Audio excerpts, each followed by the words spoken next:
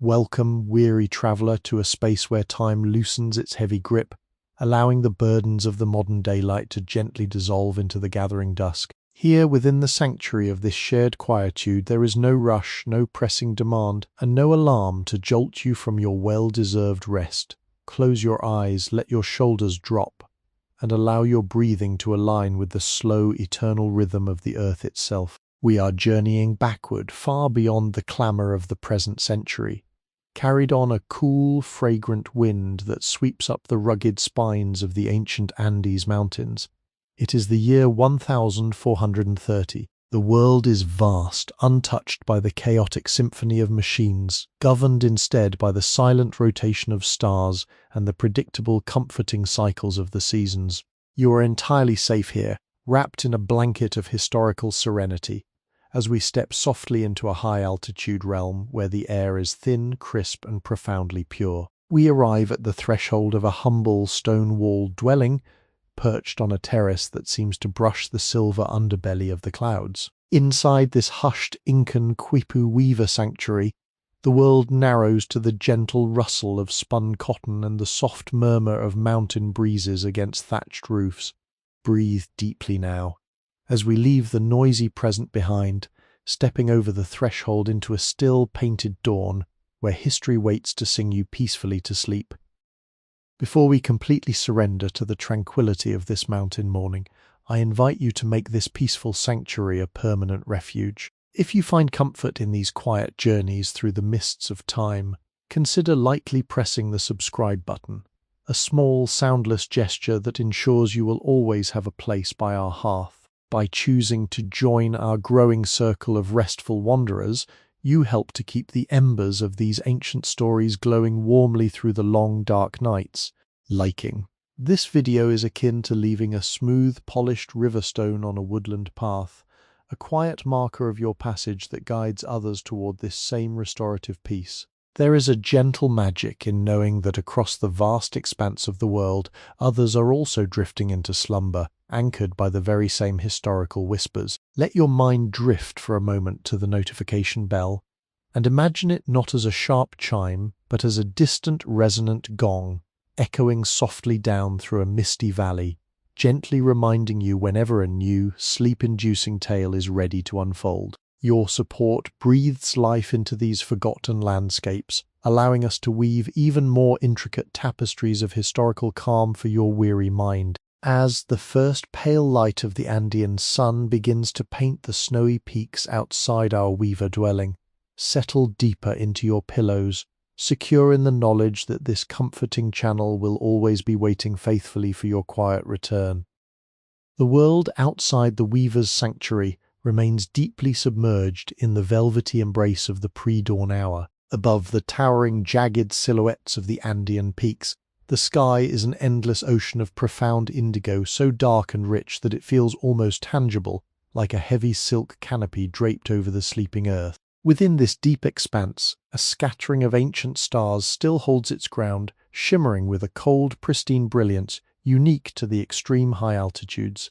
These celestial embers pulse quietly, casting an ethereal, silvery glow across the rugged spine of the mountains. The air at this elevation is exceptionally thin, carrying a crystalline purity that cleanses the mind with every slow, deliberate inhalation. It smells of crushed frost, ancient granite, and the faint, sweet memory of wild herbs clinging desperately to the rocky soil. Down in the deep valleys, far below our elevated vantage point, a dense ocean of mist has gathered during the nocturnal hours. This fog does not sit still, it breathes, rolling and undulating in languid, hypnotic waves. It is a milky tide that swallows the lower world, leaving only the highest peaks protruding like solitary islands in a pale, silent sea.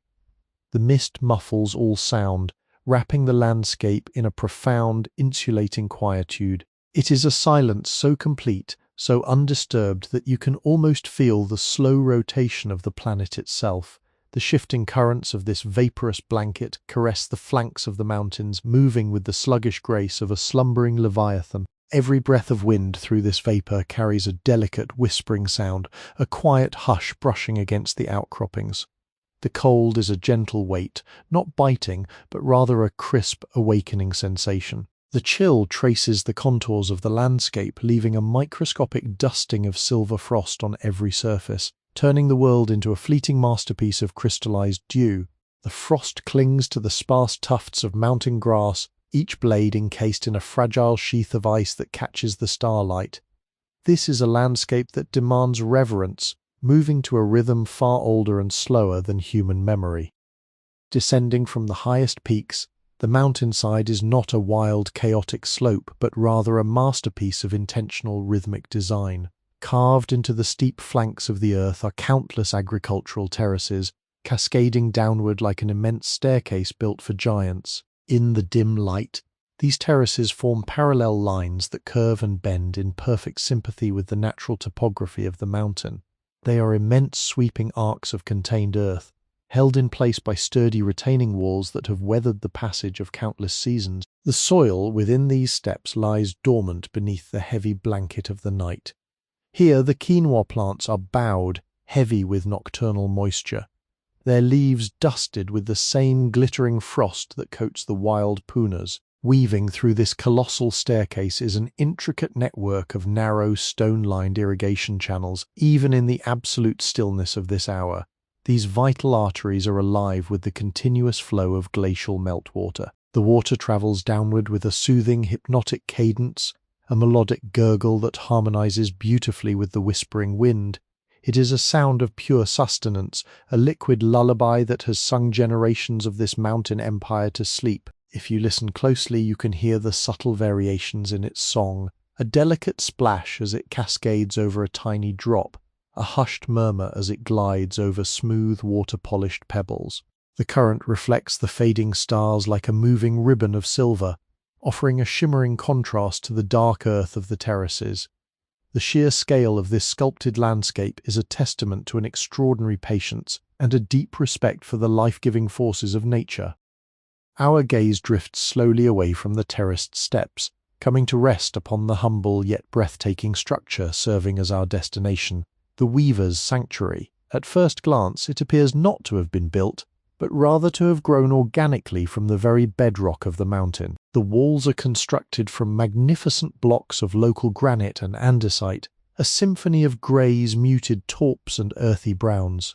This is the legendary masonry of the Incan realm, a method of construction so precise, so intimately fitted that it defies the need for any mortar or binding clay. Instead, each individual stone has been meticulously carved, shaped, and polished over patient hours to interlock perfectly with its neighbours. The joints between the massive blocks are impossibly tight. Not even the thinnest blade of mountain grass could find passage through these seamless unions. The surface of the stone is a landscape of texture unto itself. If you were to run your fingertips across the wall, you would feel the cool, solid permanence of the earth. The rock is smooth in some places, polished by the elements, while in other spots it retains the slightly rough grain of its volcanic origin. In the deeper recesses near the foundation, where moisture from the earth lingers, delicate patches of pale green lichen and velvety moss have taken hold. These tiny ecosystems add a living texture to the immovable strength of the stone. The walls possess a subtle inward incline, an architectural adaptation designed to withstand the inevitable tremors of this geologically active land. This leaning geometry gives the dwelling a comforting, grounded appearance, as if hugging the earth, bracing itself gently yet firmly against the immense sky. It stands as a silent guardian, promising absolute shelter from the vast wildness of the surrounding peaks. Crowning this bastion of perfectly fitted stone is a thick, sloping roof woven entirely from golden ichu grass. Harvested from the high, wind-swept highlands, this tough, fibrous grass has been gathered into dense bundles and lashed securely to a framework of sturdy wooden poles. The thatch is remarkably thick, creating a deep, insulating layer that traps the precious warmth of the hearth inside while completely shedding the frequent rains of the wet season. Even in the dim pre-dawn light, the roof possesses a warm, honeyed hue, an organic contrast to the cold solidity of the stone below. The scent of the dried grass is faint but distinct, an earthy aroma reminiscent of late summer fields, mingling wonderfully with the crisp chill of the mountain air. The eaves of the roof extend generously outward, casting a deep protective shadow over the base of the walls. Beneath this sheltering overhang, we find the entrance to the sanctuary. It is a low trapezoidal doorway, mirroring the inward slope of the masonry. There is no heavy wooden door swinging on iron hinges here. Instead, the threshold is guarded by a thick, heavy curtain made from the hide of an alpaca. The fur is dense, soft, and naturally colored in varying shades of deep caramel and cream. As the pre-dawn breeze circles the exterior of the dwelling, the hide sways ever so slightly, a microscopic rhythmic motion that seems to beckon us inward. The bottom edge of the hide lightly brushes against the smooth, worn stone of the sill, producing a faint, rhythmic shushing sound like a long, slow exhalation. Standing here at the boundary between the vast sleeping wilderness and the intimate world of the weaver, the anticipation is a soothing balm. We linger for a moment in the crisp cold, allowing the peace of the high Andes to settle fully into our bones, before we finally lift the plush edge of the hide to step into the profound stillness waiting patiently within. As your hand gently releases the heavy caramel-colored alpaca hide, it falls back into place against the smooth stone threshold with a soft, muffled thud, effectively sealing away the crisp, biting chill of the high Andean morning. In this solitary, fleeting motion, the vast and imposing wilderness of the mountain peaks is completely erased, replaced instantly by an atmosphere of profound, enveloping intimacy. The transition is not merely visual, but deeply tactile and overwhelmingly comforting. You have stepped from an ocean of endless, frosty blue into a small, perfectly contained vessel of concentrated warmth. The air inside this sanctuary is noticeably denser, heavily laden with the accumulated heat of the previous night, trapped securely within the impossibly tight joints of the masterfully carved granite walls. This sudden shift in temperature is a physical embrace, a gentle uncoiling of tension in your shoulders and spine as the residual cold of the dawn evaporates from your skin. You pause here, just a single step inside the doorway, allowing your eyes the necessary moments to adjust to the heavy velvet darkness that pools in the corners of the room. This darkness is not empty. It is a rich, textured shadow that feels almost protective, wrapping around the interior space like a heavy, woven blanket designed to ward off the vastness of the world outside. The acoustic change is equally dramatic. The faint, whispering wind that endlessly scours the mountain terraces is entirely silenced, blocked out by walls so thick and perfectly fitted that they absorb every echo of the exterior world. Inside, the silence is so pure and deep that you can hear the soft, rhythmic cadence of your own breathing, a quiet, steady metronome pacing the slow passage of time in this hidden refuge. When you finally cast your gaze downward, shifting your attention from the heavy shadows of the room, you discover that the floor beneath your feet is not made of the cold, unyielding stone that forms the walls. Instead, it is a masterwork of meticulously packed earth. This earthen foundation was laid down generations ago, created by layering rich, loamy clay mixed with fine volcanic ash and microscopic fragments of crushed gravel. Over the span of countless decades, the bare, calloused feet of the weavers who have inhabited this space have continuously smoothed and compressed this mixture. Through this ceaseless rhythmic treading, the ground has been polished to a remarkable, leathery sheen. It possesses a subtle, organic resilience, yielding almost imperceptibly beneath your weight, a comforting softness that stone could never offer. In the dim ambient light, the floor exhibits a deep, burnished undertone, glowing faintly where the friction of daily life has worn it down to an incredibly smooth finish. Spread carefully across the center of this packed earth are several wide, rectangular mats woven entirely from dried totora reeds. These reeds, harvested from the marshy edges of distant, high-altitude lakes, have been dried beneath the intense Andean sun until they turned a pale, muted gold. The weaving is impossibly intricate, a tight, crisscrossing geometric pattern that creates a slightly raised, textured surface.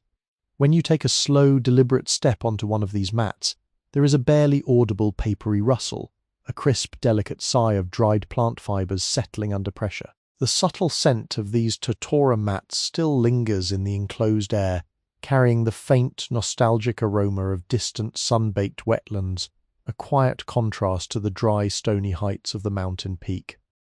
At the very heart of this intimate dwelling, serving as the literal and spiritual center of the room, lies the hearth, It is not a raised fireplace, but a gentle circular depression scooped carefully into the packed earth floor, ringed by a border of smooth, rounded river stones. These stones were carried up from the rushing waters of the valley floor, their surfaces worn flawlessly smooth by centuries of glacial currents.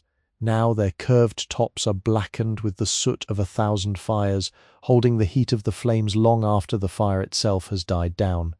On this particular morning, as the dawn still struggles to pierce the heavy mist outside, the hearth is quiet, holding only the remnants of the night's fire.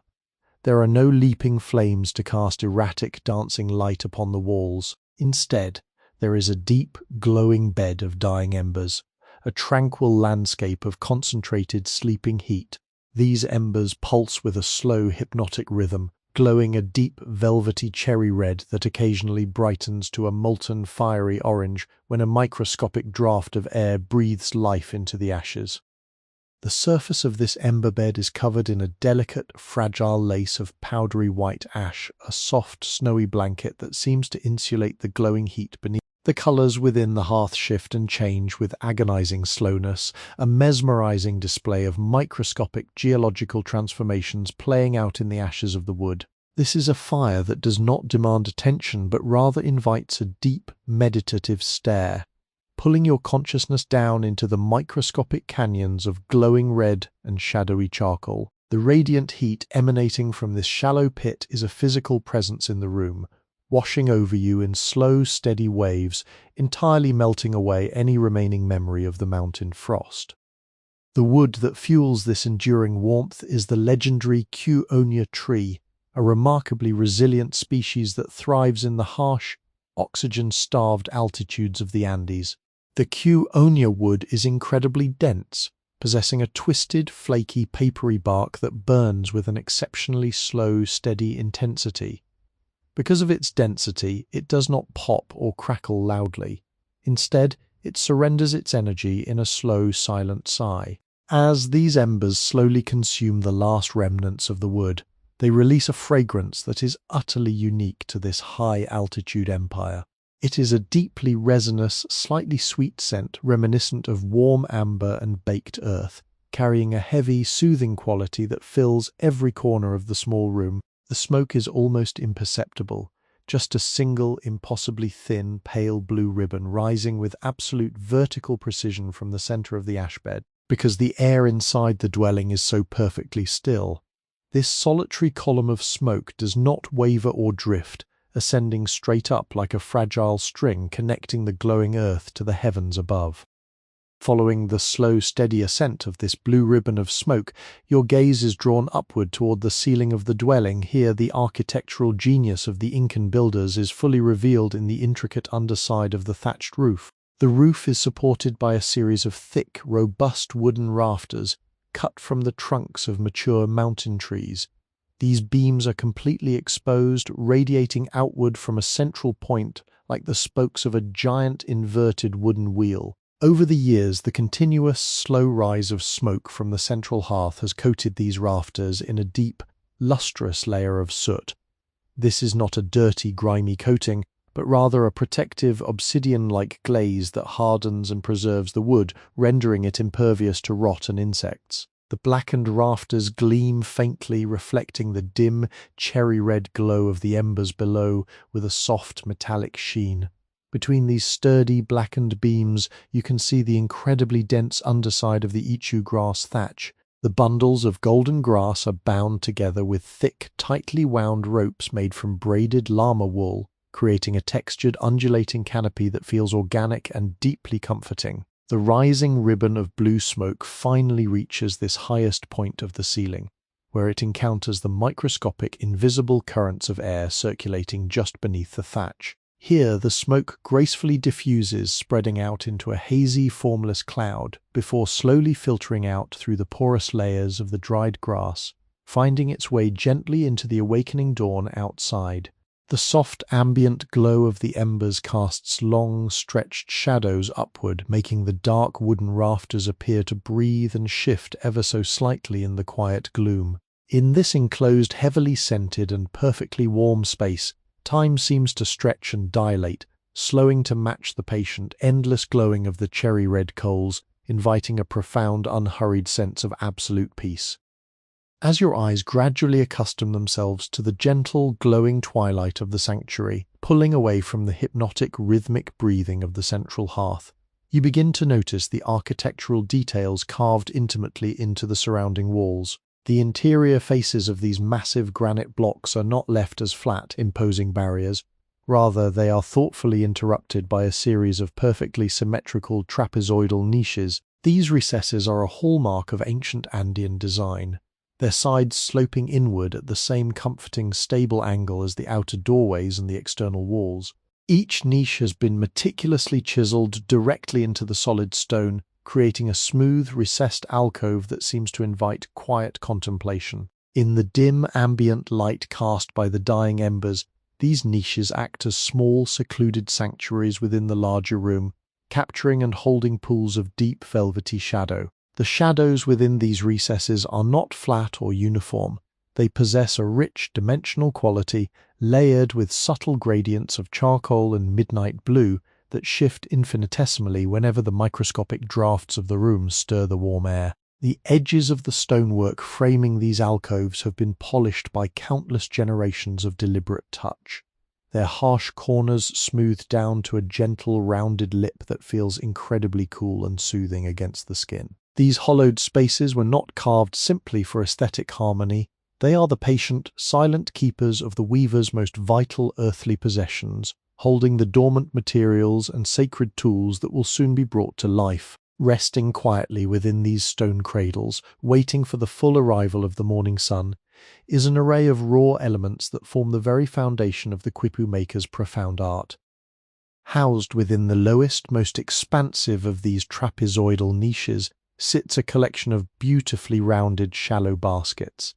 These baskets are woven from the slender, flexible shoots of wild mountain willow, their pale, woody strips interlaced with a precision that speaks of generations of practiced hands. The dried willow retains a faint, ghostly aroma of damp riverbanks and shaded mountain streams, a subtle olfactory memory that mingles peacefully with the dry, resinous scent of the burning hearth wood. Spilling generously over the woven brims of these shallow containers is a breathtaking abundance of raw, unspun cotton.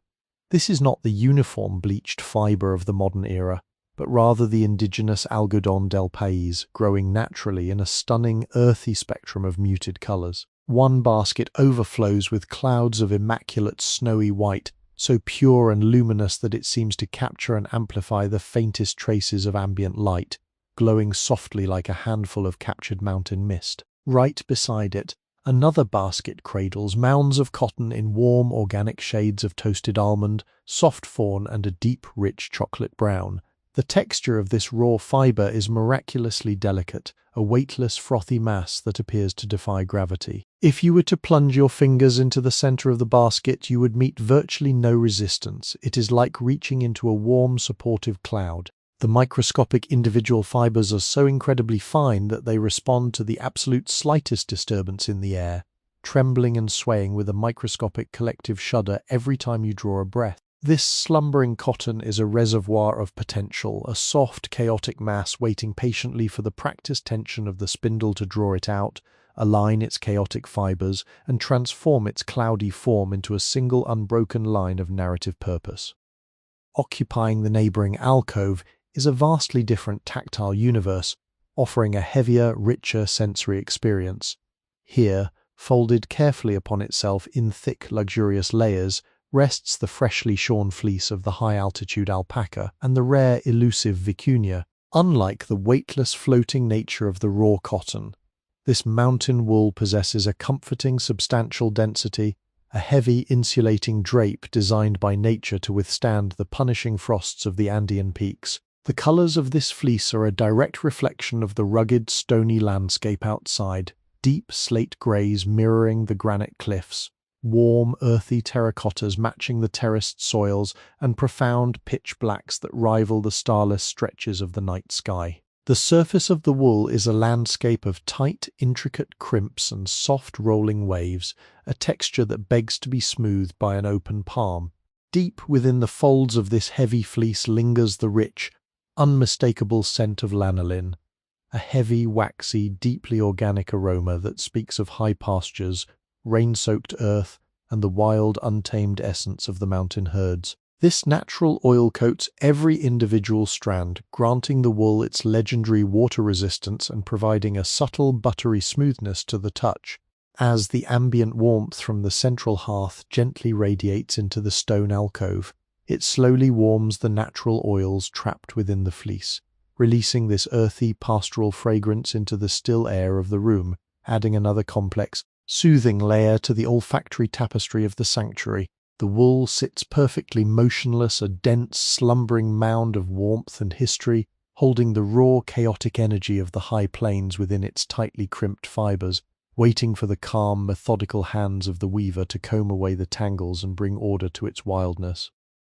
Moving your gaze to the highest, most revered of the stone niches, you discover a neat, deliberate row of small, rounded ceramic pots, their curved bellies resting steadily on the smooth granite shelf. These clay vessels are intentionally unglazed, their porous, slightly rough surfaces baked to a warm, mottled terracotta in open-air kilns.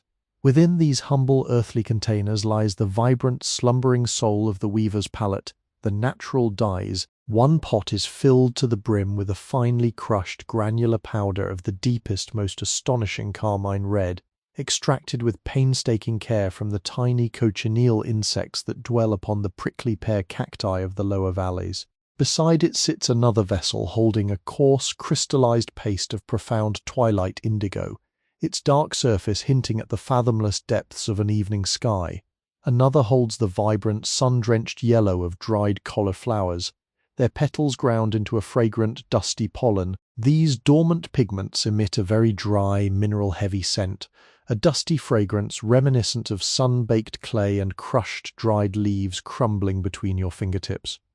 Resting gently across the tops of these pigment pots are the wooden drop spindles known as puskas. These slender tapering shafts of incredibly hard chonta wood have been polished to an impossible glass-like smoothness by decades of constant rhythmic friction against the calloused hands of their owners. Near the bottom of each spindle rests the haul, a perfectly balanced carved stone or ceramic disc that provides the mesmerizing spinning momentum needed to twist the raw fibers into strong, cohesive threads. In the quiet, hushed stillness of the pre-dawn hour, these polished wooden tools lie perfectly still, resting gracefully over the brightly colored dust of the dye pots, an arrangement of profound silent beauty awaiting the gentle waking touch of the morning light. High above the carefully carved trapezoidal niches, nestled tightly against the very highest course of the granite masonry, where the stone finally surrenders to the golden slope of the thatched roof, there exists a single narrow aperture. This small unglazed window serves as the solitary eye of the sanctuary, a deeply recessed channel looking out upon the vastness of the Andean horizon. Because the walls of the dwelling are so incredibly thick, this window forms a miniature, rectangular tunnel of smooth, cool stone.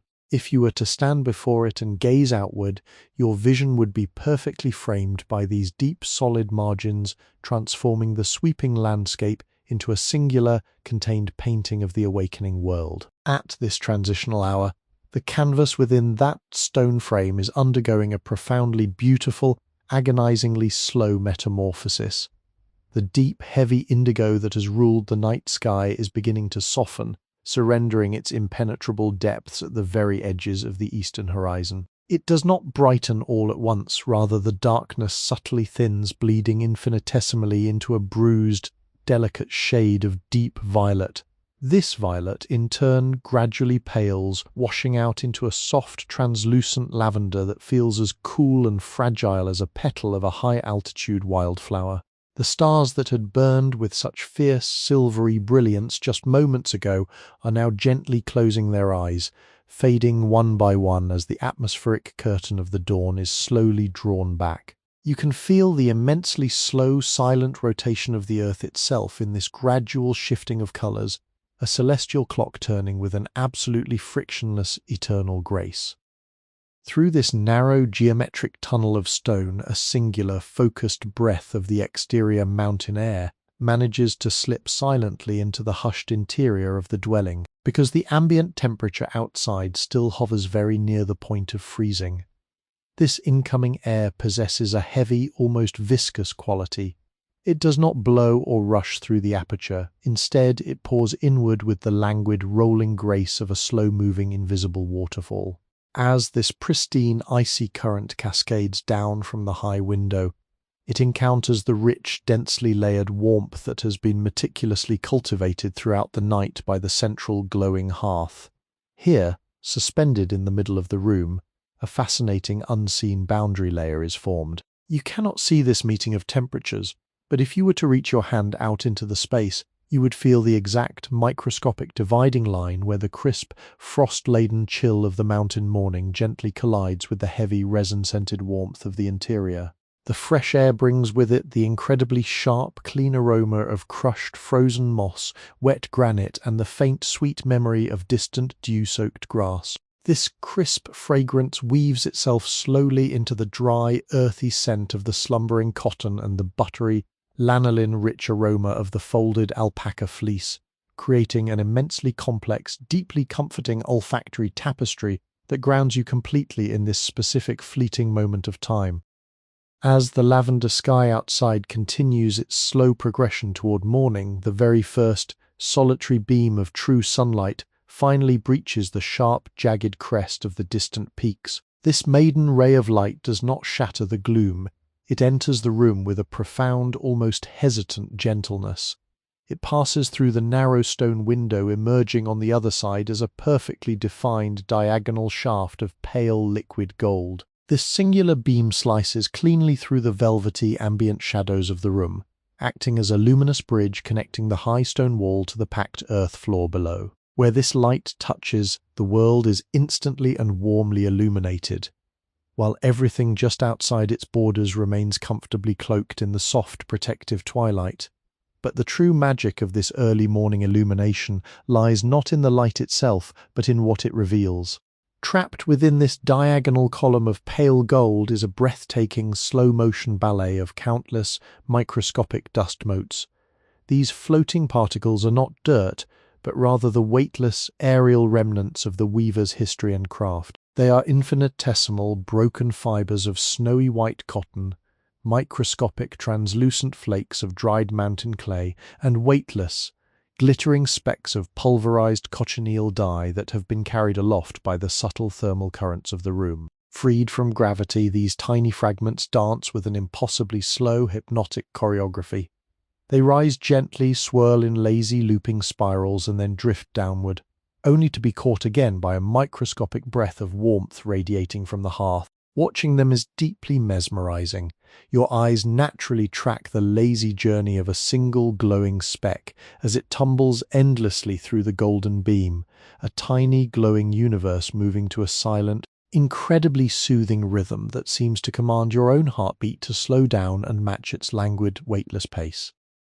Following the trajectory of this glowing golden shaft of light as it descends through the quiet air, your gaze is eventually guided to the far corner of the sanctuary, where the beam finally comes to a gentle rest. Here, illuminated with a soft, warm brilliance against the shadowy, mortarless granite wall, leans a large, beautifully crafted backstrap loom.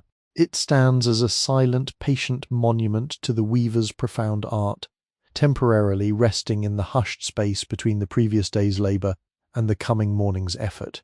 The sturdy, parallel wooden bars that form the upper and lower boundaries of the loom are hewn from the dark, incredibly dense heartwood of the chonta palm. Over countless years of continuous, intimate use, these heavy wooden beams have absorbed the natural oils from the weaver's hands, developing a spectacular, deeply lustrous patina. The wood glows in the morning light with a rich, dark tortoiseshell brilliance, its surface polished to a glass-like smoothness that begs to be touched.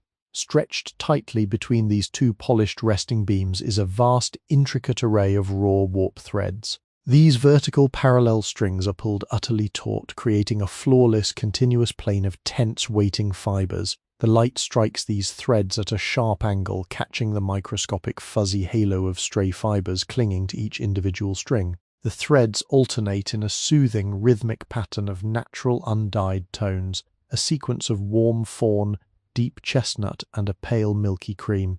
Because they are stretched so incredibly tight, these parallel lines create a stunning optical illusion in the slanting light, appearing almost like the delicate waiting strings of a grand, silent musical instrument. The light casts long, impossibly thin, perfectly straight shadows behind each thread, projecting a meticulous geometric barcode of light and dark directly onto the rougher texture of the stone wall behind it. The entire apparatus remains perfectly motionless, yet it hums with a quiet, stored energy, a beautiful static portrait of tension and potential. It is a profoundly restful sight, a reminder that all great works require pauses, that even the most intricate and vital creations must spend hours resting quietly in the shadows, simply waiting for the warmth of the sun and the patient return of the master's hands.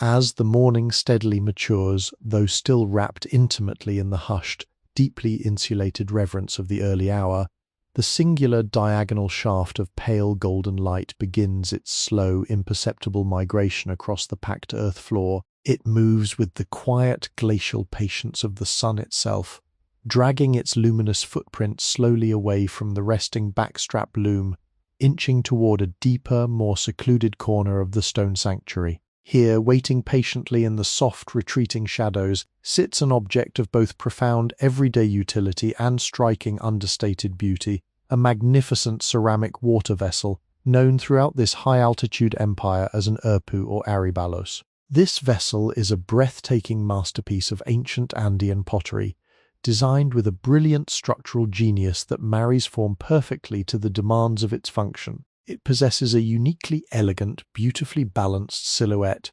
featuring a gracefully swelling, voluminous belly that slowly tapers downward into an elongated, completely conical base. This sharply pointed bottom is not meant to stand awkwardly upon a flat table, rather, it is designed to be nestled directly and securely into the soft, yielding depression of the smoothed earthen floor. This ingenious placement allows the massive, heavy jar to balance perfectly, anchoring itself to the ground with a surprisingly delicate, profoundly grounded grace that resists the subtle tremors of the earth. The clay of the vessel has been smoothed by the potter's hand to a magnificent, flawless matte finish, retaining the warm, deeply comforting, earthy blush of the raw terracotta from which it was carefully shaped. Painted meticulously across the upper curve of its generous belly, following the wide circumference of the clay, is an intricate, repeating band of geometric patterns. This decoration is a steady, hypnotic rhythm of interlocking triangles and stepped, perfectly symmetrical diamonds. These shapes are not bright or garish, but rendered in beautiful muted shades that echo the surrounding landscape, an iron-rich, oxidized red drawn from the highland soil, a deep, velvety charcoal black made from finely crushed soot, and a pale, chalky cream reminiscent of the distant glaciers. If you were to gently run the tips of your fingers across these painted bands, you would feel a distinct microscopic difference in texture. The painted areas are impossibly smooth, polished with a small rounded river stone until they gleam with a faint burnished luster, while the unpainted terracotta retains a slightly more porous, velvety friction. The twin arched handles curving gracefully from the sides of the vessel are thick and sturdy, perfectly contoured to receive the looping ropes that are used to carry it across the steep terraced pathways. In this quiet, unmoving state, the aribalos sits as a silent, heavily weighted anchor in the room, exuding a sense of permanent, unshakable calm, a miniature mountain of baked clay resting peacefully within the larger stone fortress of the dwelling. Within the voluminous dark belly of this beautiful jar rests a precious heavy reserve of pure glacial meltwater, drawn late yesterday evening from the stone-lined, constantly flowing communal fountain situated down in the valley square. Because the ambient temperature of the high mountain night plunged so drastically while the world slept, this stored liquid has become incredibly biting cold. This profound internal chill now interacts quietly with the slightly warmer, heavily scent-laden air of the enclosed dwelling, creating a mesmerizing, completely silent physical reaction upon the exterior surface of the clay. If you were to lean in closely, bringing your face near the curve of the jar, you would witness a microscopic, fascinating phenomenon. The rougher, porous lower half of the terracotta is covered entirely in a faint misty bloom of condensation. Millions of infinitesimally small, perfectly round beads of moisture cling desperately to the curved walls of the jar. They catch the diffuse ambient light filtering through the room, giving the entire lower half of the vessel a soft, frosted, silvery sheen that contrasts beautifully with the dry, matted paint above. Occasionally, as the heavy air in the room slowly continues to warm, several of these microscopic droplets will inevitably merge together. They pool their tiny masses, suddenly gaining just enough weight to overcome the clinging friction of the porous clay. With agonizing slowness, a single crystal-clear teardrop of water begins to trace a meandering, wonderfully erratic path down the sloping side of the vessel.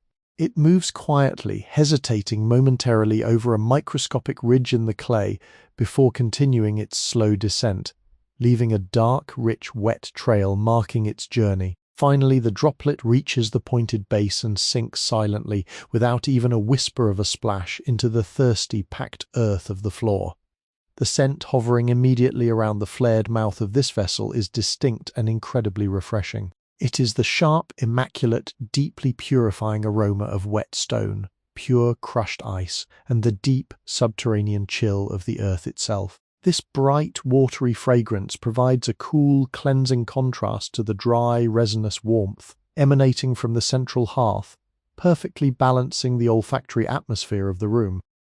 Suspended directly above this resting, sweating water vessel, anchoring the most deeply shadowed, secluded corner of the sanctuary, is the true beating heart of this dwelling. Driven firmly into a microscopic, invisible seam between two massive, perfectly fitted granite blocks, is a thick, surprisingly sturdy peg carved directly from the dark, naturally polished heartwood of the chonta palm. Hanging gently from this unyielding wooden anchor is an object that commands absolute, breathless reverence. It is a fully assembled quipu, a complex three-dimensional tapestry of mathematics, deep memory, and layered narrative. In the dim, quiet, highly textured light of the room, it does not look like a traditional ledger, nor does it resemble the stiff, flat pages of a book.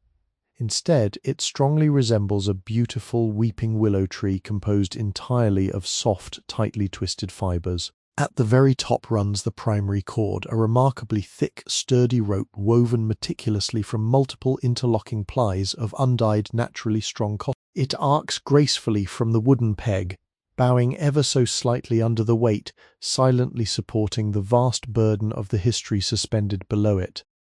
Falling generously from this main horizontal axis is a breathtaking cascading waterfall of countless pendant cords. There are hundreds of these individual strings hanging completely vertically in a dense, silent, highly organized fringe that brushes lightly against the cool, unforgiving surface of the stone wall behind it. These hanging threads are a testament to the weaver's breathtaking mastery of natural color and fiber tension. Even in these muted, heavy shadows, you can perceive the deliberate, deeply nuanced spectrum of the natural dyes. There are rich, oxidized crimsons that perfectly mimic the dried blood of the earth, beautifully faded, sun-baked ochres, deep, mossy forest greens, and stark, brilliant threads of purest white. Let your gaze drift slowly down the length of a single, isolated pendant cord, following its journey from the thick primary rope toward the earthen floor. The cord itself is a marvel of microscopic tactile engineering. It was created by tightly spinning two separate, incredibly fine threads of cotton together, and then twisting that combined yarn back upon itself in the exact opposite direction. This masterful opposing tension creates a perfectly balanced, deeply resilient cord that absolutely will not unravel, holding its smooth, cylindrical shape with a beautiful, firm integrity. But the true spoken language of the quipu lies not simply in the cord itself, but in the deliberate, rhythmic, tactile interruptions placed along its length. Here, suspended quietly in the still air, are the intricately tied knots. These are never the chaotic, tangled snarls of a careless rope, but rather highly structured, purposefully sculpted, three-dimensional monuments of thread. There are simple, solitary overhand knots, tightly cinched into small, hard beads that boldly punctuate the line. Below them sit the magnificent, mathematically profound long knots, where the cord has been looped around itself multiple times, 3, 4, or perhaps even 7 precise rotations before being pulled completely taut. These long knots form beautiful, elongated barrels of ribbed cotton. Their raised, spiraling coils effortlessly catch the slanting morning light, creating a microscopic, beautifully repeating staircase of alternating golden highlights and deep, linear shadows. And at the very bottom of certain pendant cords hangs a complex, beautifully symmetrical figure-8 knot, resting quietly like a heavy, decorative pendulum anchoring the thread. To look upon this hanging, silent arrangement of fibre and shadow is to witness the sheer physical manifestation of absolute silence. This is a comprehensive archive functioning entirely without the harsh, scratching noise of a quill, completely lacking the crisp, startling crinkle of stiff parchment, and completely devoid of the heavy, dusty thud of leather-bound covers. It is a soft, wonderfully pliable, deeply comforting repository of the Empire's soul. When the microscopic, warming thermal drafts of the room finally reach this highly secluded corner, the entire cascade of pendant cords responds with a collective, barely perceptible sway. The threads move together in perfect, fluid unison, a slow, gentle, incredibly sweeping motion that makes absolutely no sound whatsoever. The heavy, knotted cords slide gently through the ambient air without a single whisper, a silent, rhythmic breathing that flawlessly mimics the slow, steady rising and falling of a deeply sleeping chest. The sheer volume of vital information held securely within these silent knots is entirely subdued, beautifully converted into a soothing language of pure, tactile calmness. The Quipu hangs there, endlessly absorbing the quiet of the stone room, radiating a profound, unbroken sense of order, immense stability, and enduring restful peace. Tucked securely into the most protected, heavily shadowed alcove of the stone dwelling, resting slightly elevated above the polished earthen floor, lies the sleeping platform of the master weaver.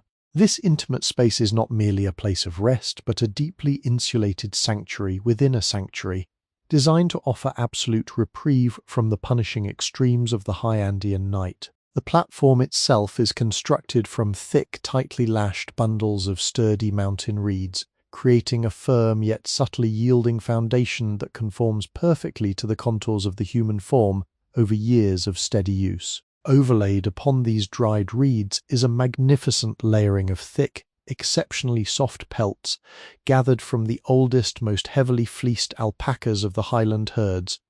These pelts possess a staggering density, trapping the ambient warmth of the body in a deeply comforting, weightless embrace. At this transitionary hour, as the golden shaft of morning light continues its agonizingly slow journey across the room, the figure of the weaver remains perfectly still, buried deeply within this mountain of natural warmth. The breathing emanating from the sleeping platform is a profound, rhythmic metronome of absolute peace. It is a slow, resonant inhalation followed by a long, heavy exhalation, a sound so deeply rooted in tranquility that it seems to synchronize seamlessly with the slow, pulsing embers of the central hearth. This is a slumber that knows no anxiety, a heavy, restorative sleep earned through countless hours of meticulous, physically demanding labor at the backstrap loom.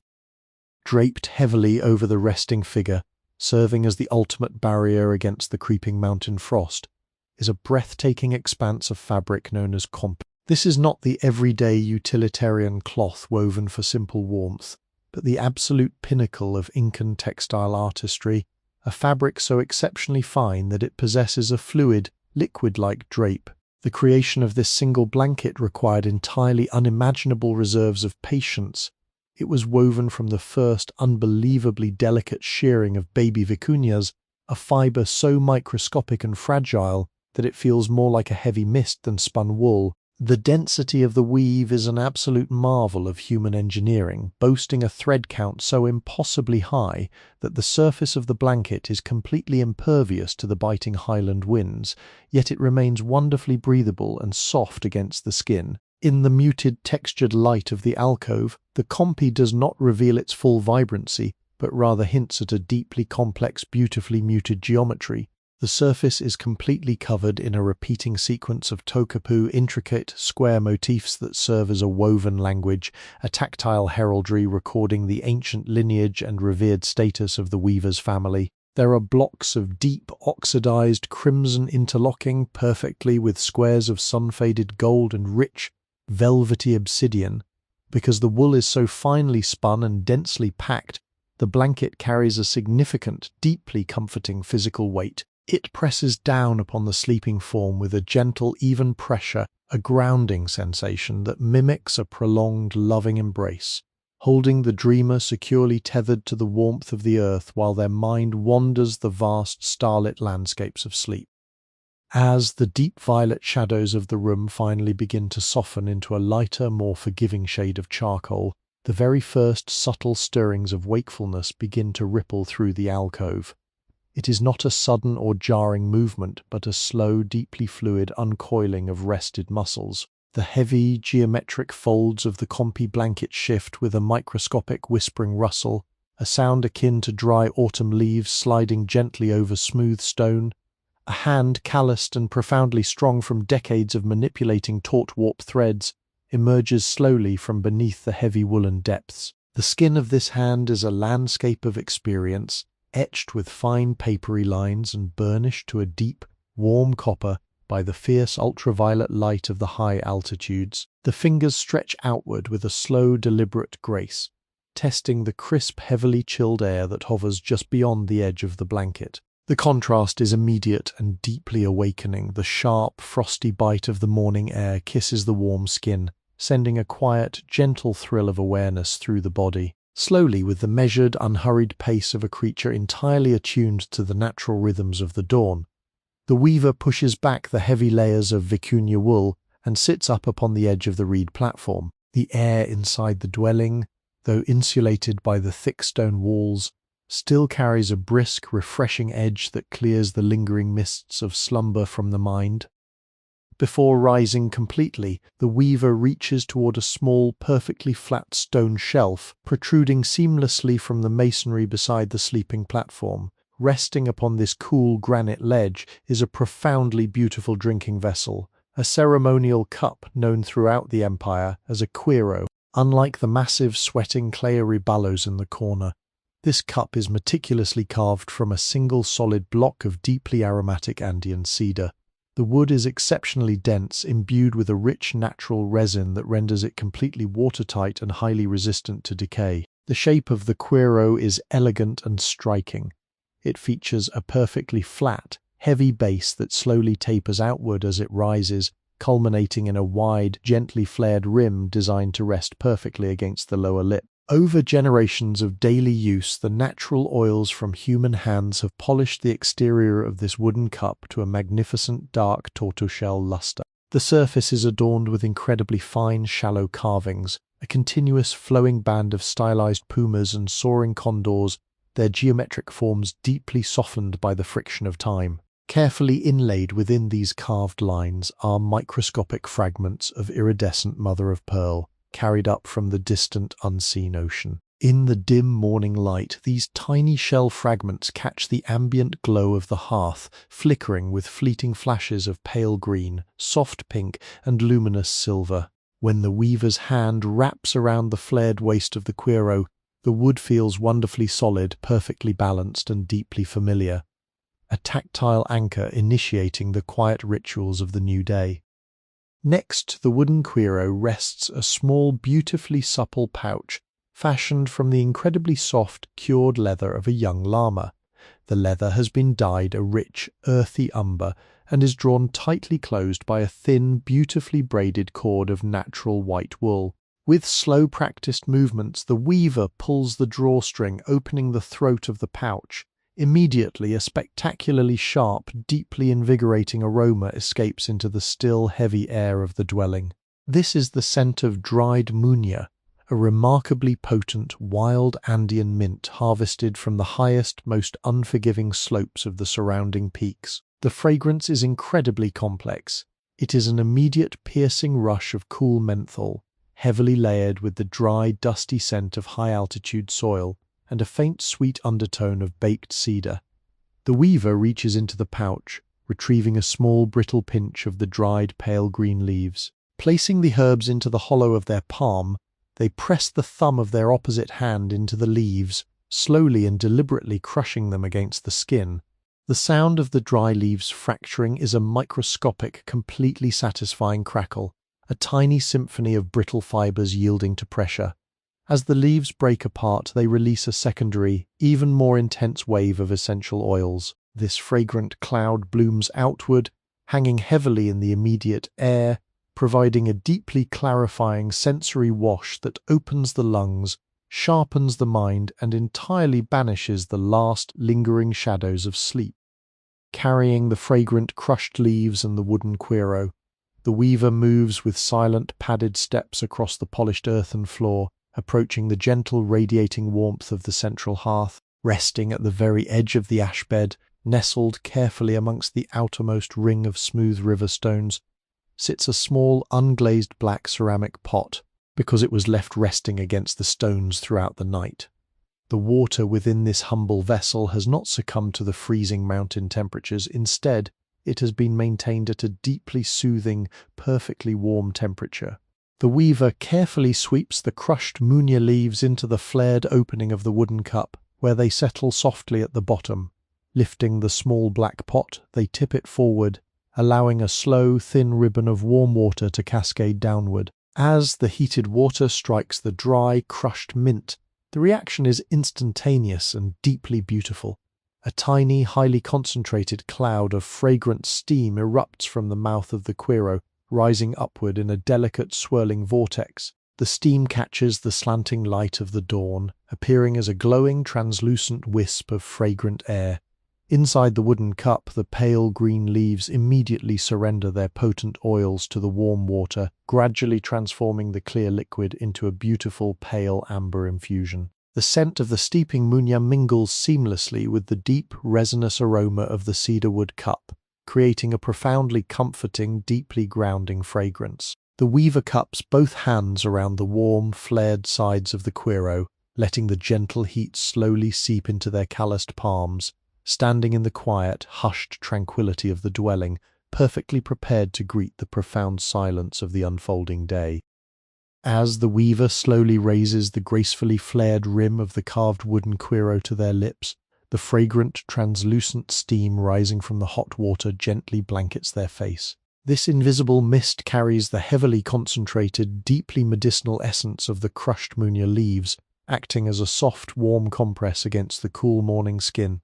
The steam gathers microscopically upon their eyelashes and the fine hairs of their cheekbones, a delicate, transient dew that grounds them entirely in the present hushed moment. When the edge of the dark, polished cedar wood finally meets their lower lip, it feels wonderfully solid and inherently warm, having absorbed the gentle heat of the liquid within.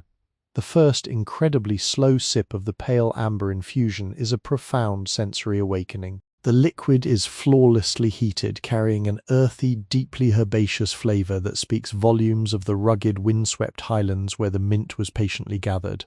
It is a taste of pure, distilled mountain vitality, featuring a bright, cooling sensation that instantly sweeps across the palate, followed closely by a heavy, grounding undercurrent of sun-baked soil and a faint, sweet whisper of the cedar vessel itself. As this warm, fragrant tea travels slowly down the throat, it leaves a trailing ribbon of comforting heat deep within the chest, a quiet internal hearth that perfectly mirrors the glowing embers resting securely in the center of the earthen floor. The weaver closes their eyes, holding the warm wooden cup with both hands, surrendering completely to the slow, steady diffusion of this restorative warmth throughout their resting body.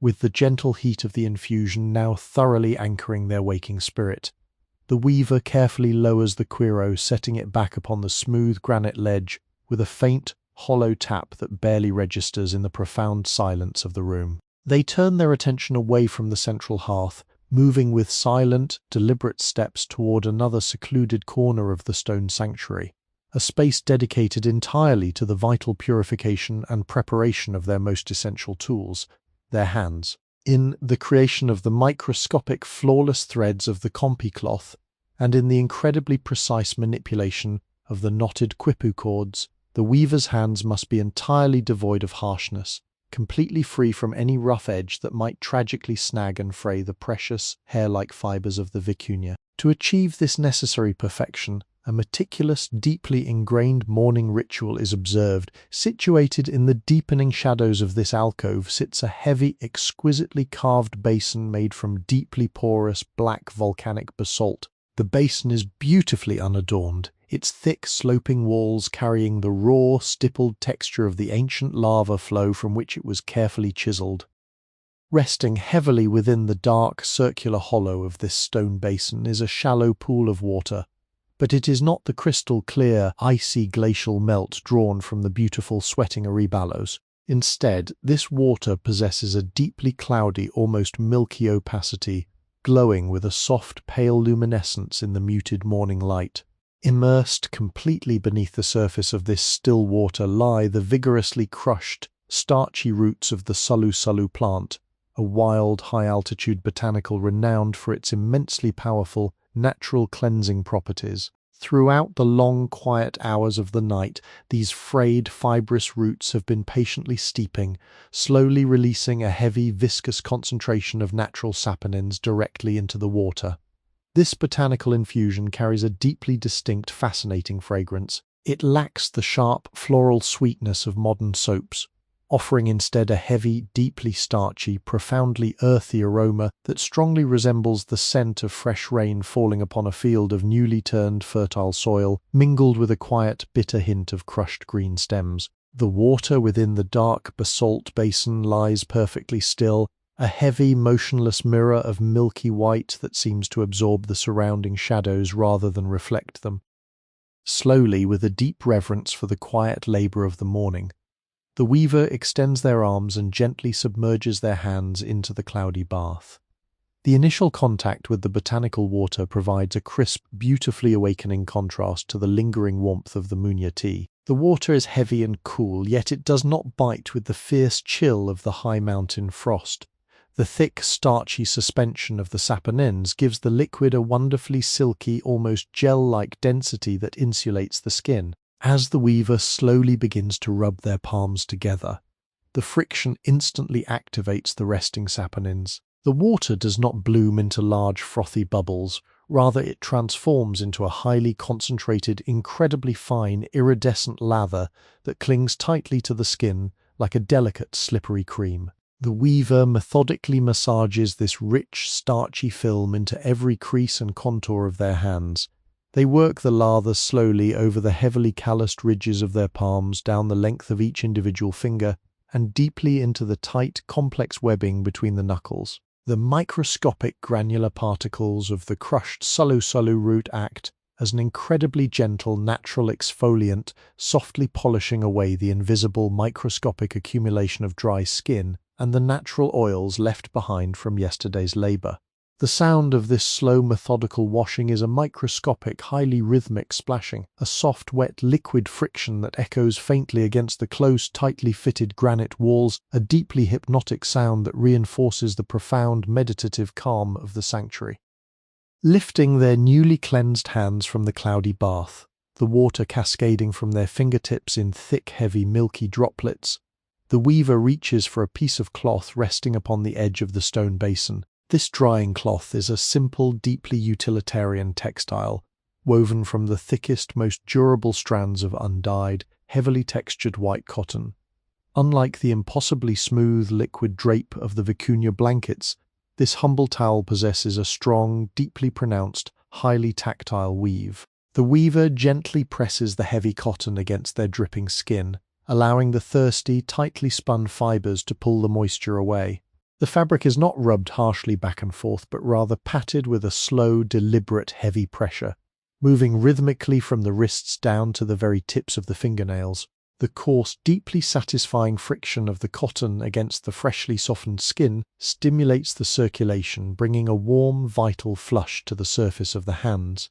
As the moisture is methodically absorbed, the starchy, earthy scent of the sulu root begins to slowly fade into the background, leaving behind a profound sensation of absolute, immaculate cleanliness. The hands, now completely dry, feel incredibly light, refreshed, and wonderfully supple, the skin drawn tight and smooth, perfectly prepared for the incredibly delicate, highly demanding textile work that awaits them. But the preparation of the weaver's hands is not yet fully complete. To ensure the absolute frictionless perfection required to slide along the tense, vibrating warp threads of the loom, a protective layer of immense softness must be applied. The weaver reaches into a tiny secondary trapezoidal niche carved intimately into the stone wall just above the basin. Here, resting securely on the cool granite shelf, sits a breathtakingly beautiful, naturally hollowed seashell. This shell, a massive, heavy oyster valve carried up the steep mountain paths from the distant, roaring coast, shines with a spectacular, iridescent, mother-of-pearl interior. The nacre glows in the dim light with shifting, microscopic waves of pale pink, soft silver, and deep, luminous pearl. Cradled intimately within the smooth, concave belly of this spectacular shell is a small, pale mound of heavy, naturally cured llama tallow. This dense, buttery fat has been meticulously rendered over a slow, low fire and deeply infused with a heavy concentration of crushed chilka leaves, a resilient aromatic shrub that grows vigorously along the steep edges of the mountain streams. The resulting balm is a dense, creamy, incredibly rich unguent that carries a beautifully soothing, deeply pastoral fragrance, an aroma that blends the heavy, comforting scent of warm wool with the bright, sharp, incredibly green note of crushed river leaves. Now, with the skin of their hands perfectly conditioned, the weaver carefully scoops a minuscule, almost invisible portion of this pale balm onto the tip of their thumb. The heavy, waxy tallow is entirely solid in the cool ambient air of the dwelling, but the very moment it makes contact with the natural, radiating warmth of the weaver's skin, it begins a slow, beautiful metamorphosis. The dense fat gently yields, melting down into a highly viscous, completely transparent, incredibly rich oil.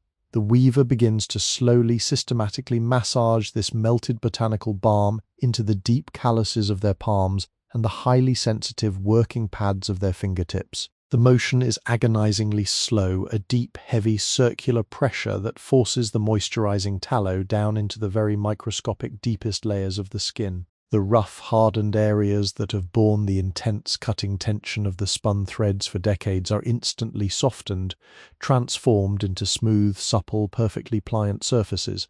The heavy, comforting, intensely green aroma of the chilka ointment blooms fully into the still air of the room, adding yet another highly complex, profoundly soothing layer to the rich, heavy olfactory tapestry of the dawn. The hands of the master weaver are now fully awake, immaculately clean, deeply nourished, and perfectly, absolutely smooth, entirely ready to touch the sacred, sleeping threads of history. Having concluded the quiet, intensely personal ritual of purifying and anointing their hands, the weaver slowly shifts their attention toward the profound necessity of morning sustenance. They step softly away from the dark basalt basin, moving with an unhurried, flowing grace toward a significantly lower, highly secluded section of the dwelling. This area is situated deeply within the protective, overhanging shadow of the sweeping thatched roof, deliberately placed far from the radiating heat of the central hearth. Here, resting directly upon the continuously polished earthen floor, is a magnificent arrangement of large, heavily woven storage baskets known as raki.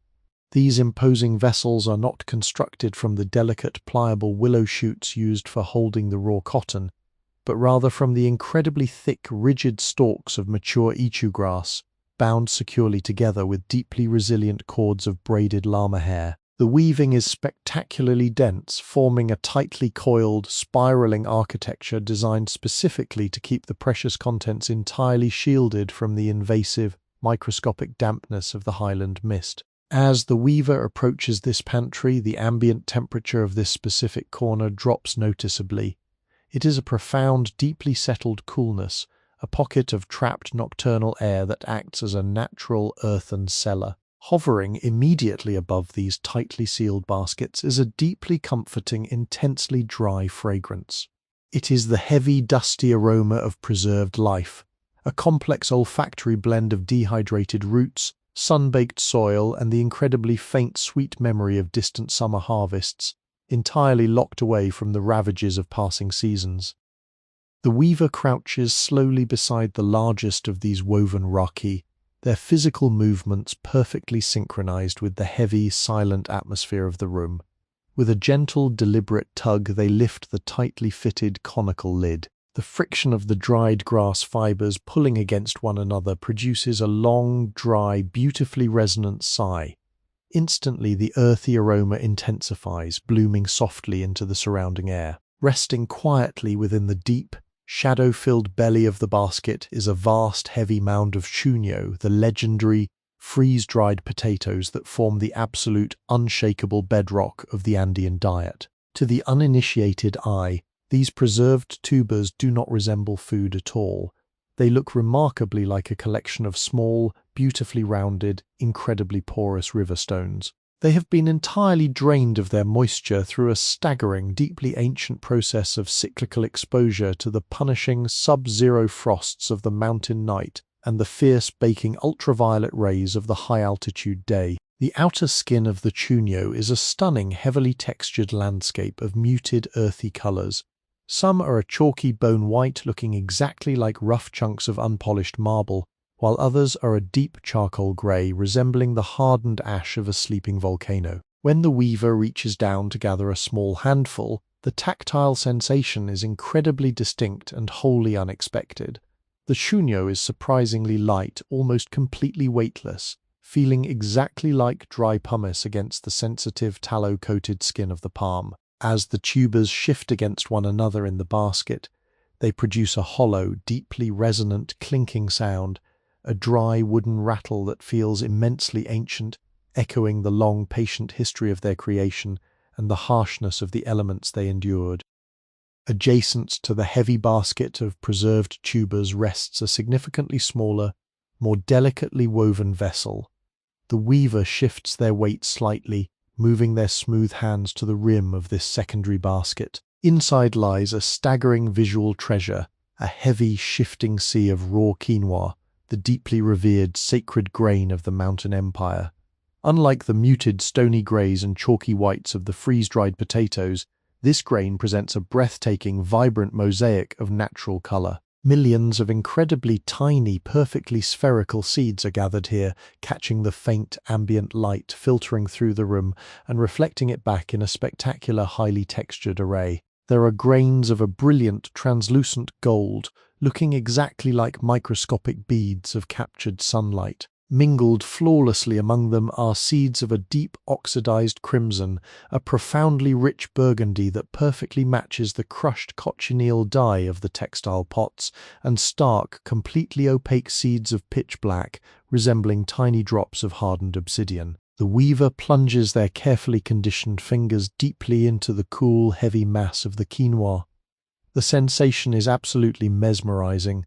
The tiny, perfectly smooth spheres part effortlessly, flowing over the skin like a heavy, dry liquid. As the weaver slowly lifts a handful of the grain and allows it to cascade gently back into the basket, the seeds create a microscopic, deeply soothing acoustic rhythm. It is a soft, continuous, rushing whisper, a sound identical to a gentle, steady rain falling upon a dry, tightly stretched canvas, a deeply hypnotic auditory texture that fills the quiet corner with an aura of immense quiet abundance. To transform these hard, deeply preserved elements into a nourishing morning porridge, the weaver must engage in a rhythmic, heavily physical ritual of preparation.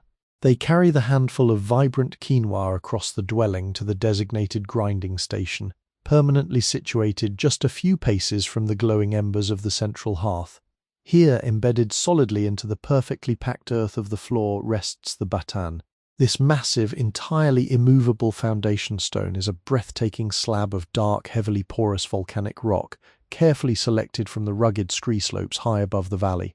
Over countless generations of relentless daily use, the center of this massive stone has been slowly, patiently worn down by human hands, creating a beautiful, shallow, perfectly smooth depression. The outer edges of the batan remain rough and deeply textured, providing a stark visual contrast to the silky, polished basin at its heart. The stone retains a deep, heavy coolness, acting as a profound thermal anchor in the room, even as the ambient heat from the hearth slowly warms the surrounding air. The surface of the batan remains perfectly chilled, a solid, unyielding piece of the mountain brought entirely indoors. The weaver carefully pours the handful of multicolored quinoa directly into the center of this smooth depression, watching as the tiny, bead-like seeds scatter beautifully against the dark, polished surface of the ancient volcanic rock. Resting quietly upon the outer edge of the batan is the una, the heavy crescent-shaped upper grinding stone. This vital tool is a masterpiece of ergonomic design, completely lacking any carved handles or artificial grips. Instead, its overall form has been meticulously shaped by years of friction to fit perfectly within the dual embrace of the weaver's hands. The top surface of the una is deeply curved and wonderfully smooth, polished to a dull sheen by decades of continuous human contact, while the bottom edge is left slightly textured, providing the essential grinding friction required to crush the resilient grains. The weaver places both hands heavily upon the rounded back of the una, pressing their perfectly conditioned tallow-softened palms firmly against the cool, dark stone. With a slow, immensely powerful movement driven by the weight of their upper body, they begin to rock the heavy stone back and forth over the resting pile of quinoa. The initial sound is a loud, deeply satisfying, gritty crunch, the heavy, undeniable sound of the hard outer shells fracturing under the immense pressure of the volcanic rock. It is a highly textured, deeply resonant, crushing noise that echoes wonderfully through the tight, stone-walled sanctuary. As the rhythmic rocking motion continues, the sound slowly begins to change, evolving beautifully from a harsh, gritty crackle into a soft, steady, sweeping swish. The heavy, sliding friction of the stone gradually reduces the tiny, colorful seeds into a fine, highly aromatic, pale golden powder. Microscopic, invisible cloud of toasted, dusty fragrance rises from the batan, carrying the deeply comforting, nutty aroma of the crushed grain. This scent mingles seamlessly with the sharp scent of the cold stone and the lingering green notes of the chilka hand balm, locking the weaver entirely into the hypnotic, repetitive, deeply grounding rhythm of the awakening dawn. With the rhythmic, heavy labor of the grinding stone now gently concluding, the colorful mosaic of the raw quinoa seeds has been masterfully reduced into a pale, perfectly uniform, deeply fragrant golden powder.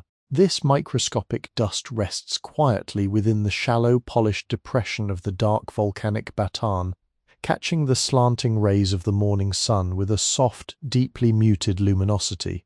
To transfer this precious flower without losing a single vital grain to the rougher edges of the surrounding stone, the weaver employs an incredibly specialized, deeply delicate tool. Resting nearby is a miniature, beautifully bound brush entirely fashioned from the extraordinarily soft, undyed belly hair of a young alpaca. The fine, weightless bristles are tightly bundled together and lashed to a tiny handle of polished chonta wood using a microscopically thin thread of spun cotton. The weaver takes this delicate implement in their right hand, moving it with a slow, sweeping, utterly graceful motion across the curved surface of the dark rock. As the soft animal hairs brush against the hard, cold stone, they produce a continuous, highly textured, papery whispering sound, a gentle, rhythmic shush, shush, shush that perfectly mimics the quiet rustling of wind moving through a field of dry autumnal grass. The pale golden powder is patiently swept over the smooth lip of the depression, cascading downward in a tiny, silent waterfall of dust, coming to rest beautifully within the hollowed, perfectly sanded curve of a dried gourd bowl waiting below. The contrast between the heavy, ancient density of the volcanic rock and the weightless, floating descent of the milled flour offers a profoundly soothing visual rhythm, a silent testament to the daily unseen magic of transformation. Carrying the curved wooden bowl filled with the pale, toasted flour, the weaver returns to the true central heart of the dwelling, the stone-ringed hearth. Throughout the long, quiet process of waking, washing, and grinding, the hearth has remained in a state of deep, undisturbed dormancy, its cherry-red embers hiding securely beneath a thick, insulating blanket of powdery white ash. Now, it is time to call the vital, consuming energy of the fire back to the surface. The weaver slowly lowers themselves to their knees, settling comfortably onto the packed earthen floor, and leans their face closely toward the sleeping stones. Pursing their lips, they release a single, incredibly long, agonizingly slow stream of breath directly into the center of the ash bed. This exhalation is a magnificent controlled force, an invisible ribbon of air that perfectly mimics a gentle, continuous mountain breeze. As this breath makes contact with the hearth, a fascinating microscopic landscape is instantly disturbed. Millions of tiny, weightless flakes of the powdery white ash are lifted seamlessly into the air, swirling upward in a mesmerizing, chaotic, snow-like dance, before gently drifting away to settle harmlessly upon the blackened earth. Beneath this departing layer of white, the true sleeping heat of the wood is suddenly brilliantly revealed. The dull, dormant grey instantly blooms into a spectacular, blindingly bright, molten ruby red, pulsing with a fierce, concentrated energy that immediately pushes a profound wave of radiant warmth against the weaver's cool face. Into this glowing, hyperheated core, the weaver introduces the delicate beginnings of a new flame. They reach into a small woven basket kept tightly beside the hearth and extract a handful of completely dehydrated, remarkably brittle twigs. This is the tola shrub, a profoundly resilient, highly resinous mountain plant gathered from the dry, wind-scoured ridges far above the valley. The twigs are incredibly thin, possessing a pale, silvery-grey bark that flakes easily beneath the touch. The moment these dry wooden fragments are gently dropped onto the superheated embers, the reaction is instantaneous and deeply auditory. The intense heat violently ruptures the microscopic pockets of essential oils trapped within the dry wood, producing a rapid, continuous sequence of sharp, tiny crackles and high-pitched miniature snaps. It is a highly percussive, immensely satisfying sound, like a microscopic, chaotic applause echoing softly within the confines of the stone circle. Within mere seconds, a solitary, incredibly vibrant tongue of flame gracefully leaps upward. This newborn fire is a stunning visual spectrum. Its very base burns with an ethereal, intensely bright, almost transparent blue, which smoothly transitions upward into a warm, luminous, flickering gold. As the flame confidently consumes the tola wood, it releases a spectacularly sharp, heavily resinous, deeply intoxicating ribbon of grey smoke. This aroma is entirely distinct from the slow, sweet, ambient scent of the quinoa embers. It is bright, piercing, and overwhelmingly herbal, flooding the quiet sanctuary with the wild, untamed fragrance of the high alpine scrub. With the hearth now confidently awakened, the flickering, golden light casting soft, dancing, highly mobile shadows across the heavy granite walls, the weaver introduces the vessel of cooking. From a secluded alcove near the floor, they retrieve the manka, a specialized, deeply rounded clay cooking pot that has served this specific purpose for untold generations. Unlike the beautifully painted, immaculately smooth erebalos that holds the fresh water, this cooking vessel is an absolute masterclass in functional, unadorned utility. Its exterior is incredibly rough, completely covered in a thick, highly textured, deeply carbonized layer of blackened soot. This thick, obsidian-like crust is the cumulative result of thousands of morning fires, a baked-on layer of ash and resin that acts as a brilliant, natural thermal insulator, perfectly absorbing and evenly distributing the fierce heat of the flames. The manka lacks a flat bottom.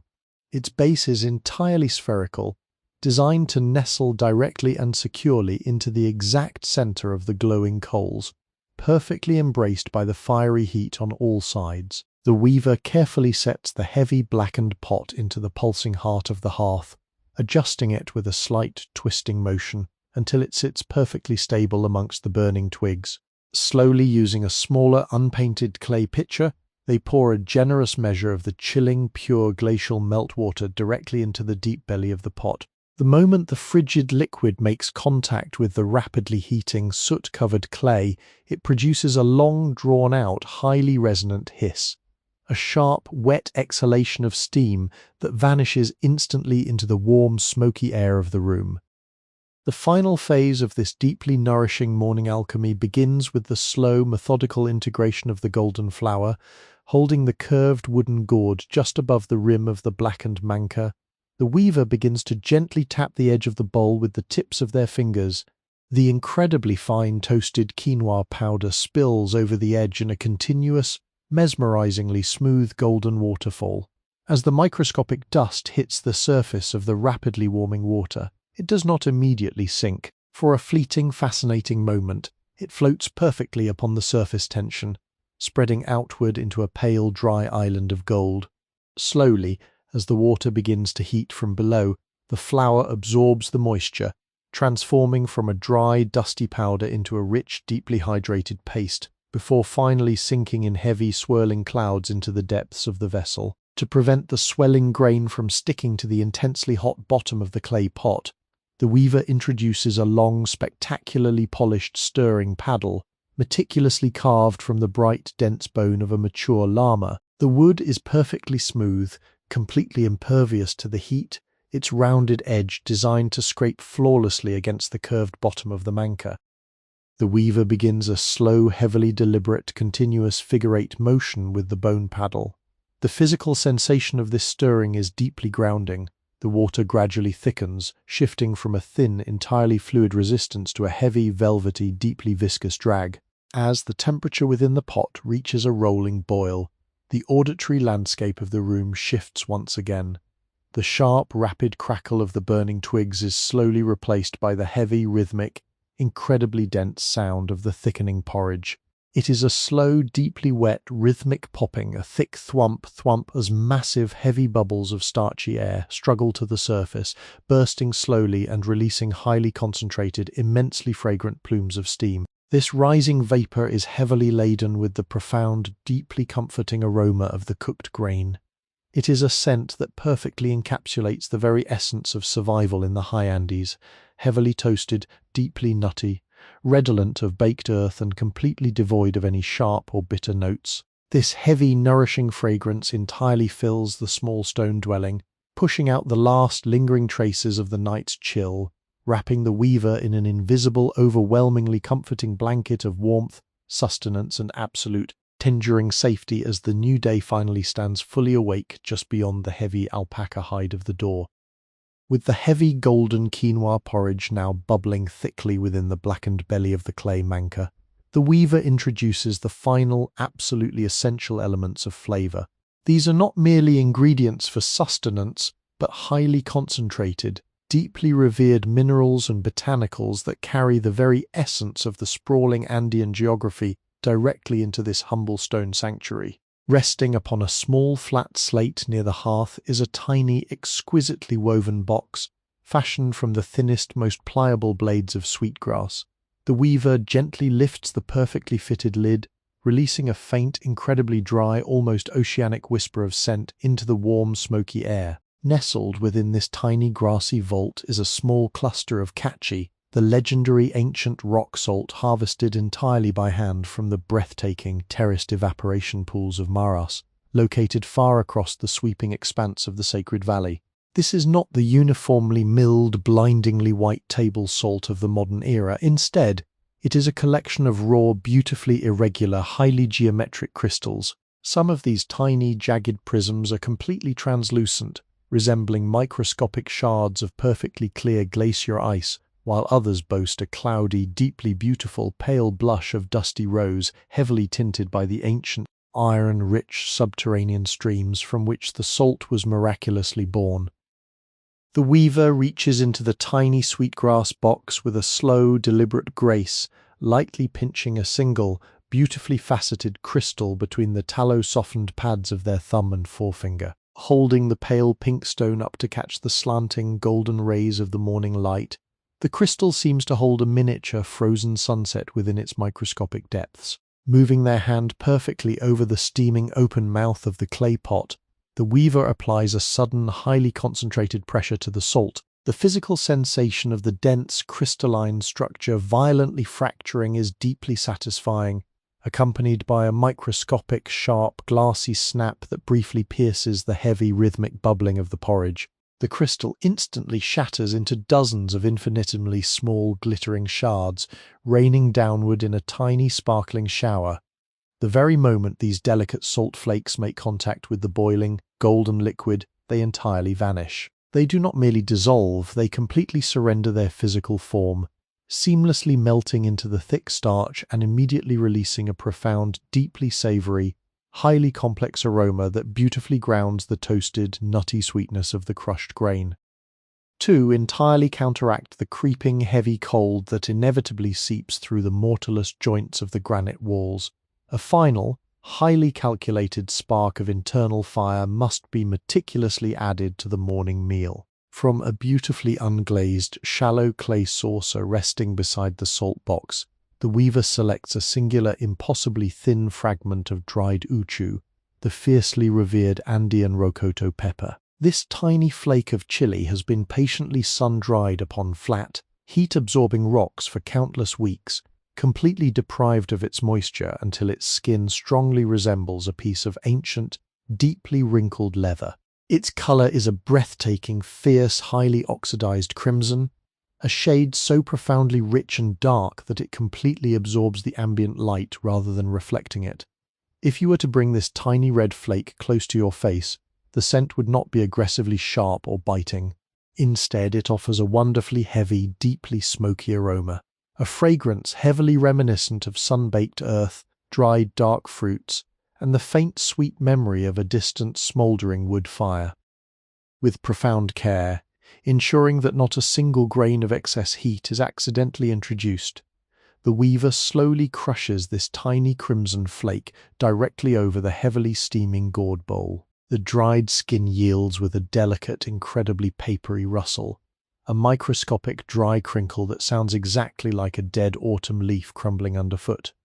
The resulting dust falls like a microscopic, intensely vibrant red rain, settling softly upon the pale golden surface of the thick porridge. The visual contrast is absolutely spectacular, a beautifully chaotic scattering of deep, vibrant crimson resting gently upon a smooth, heavily viscous sea of pale, sunlit yellow. As the microscopic fragments of the dried pepper begin to slowly hydrate in the immense heat of the meal, they release a very faint, deeply warming, intensely savory vapor that tingles just at the very absolute edge of the senses, a quiet promise of the enduring, deep bodily warmth to come.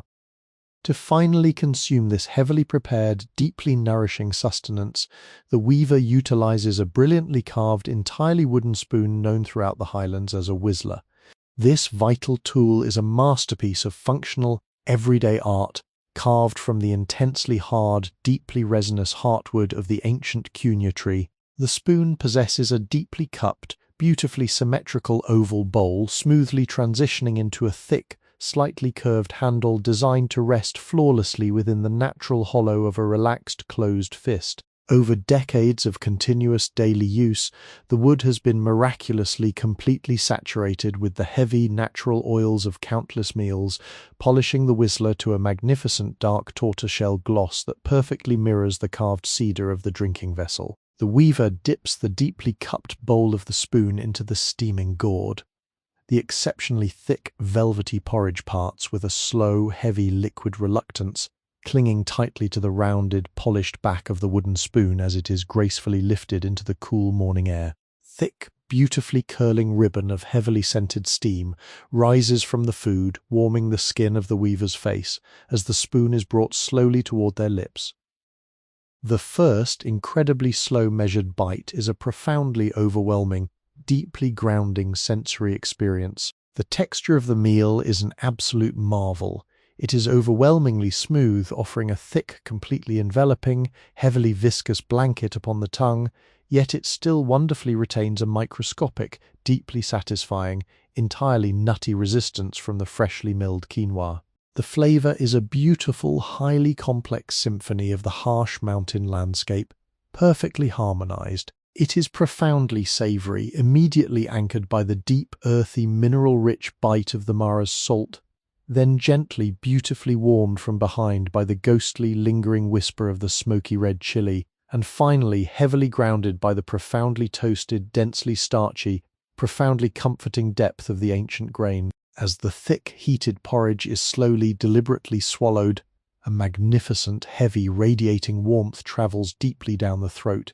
It is a slow, powerful, entirely enduring heat, a biological hearth being meticulously lit within the very core of the body. This internal fire slowly spreads outward, entirely banishing the last lingering shadows of the high-altitude frost from the weaver's bones, providing the immense, quiet, unshakable stamina absolutely required for the agonizingly slow, highly meticulous work of the loom.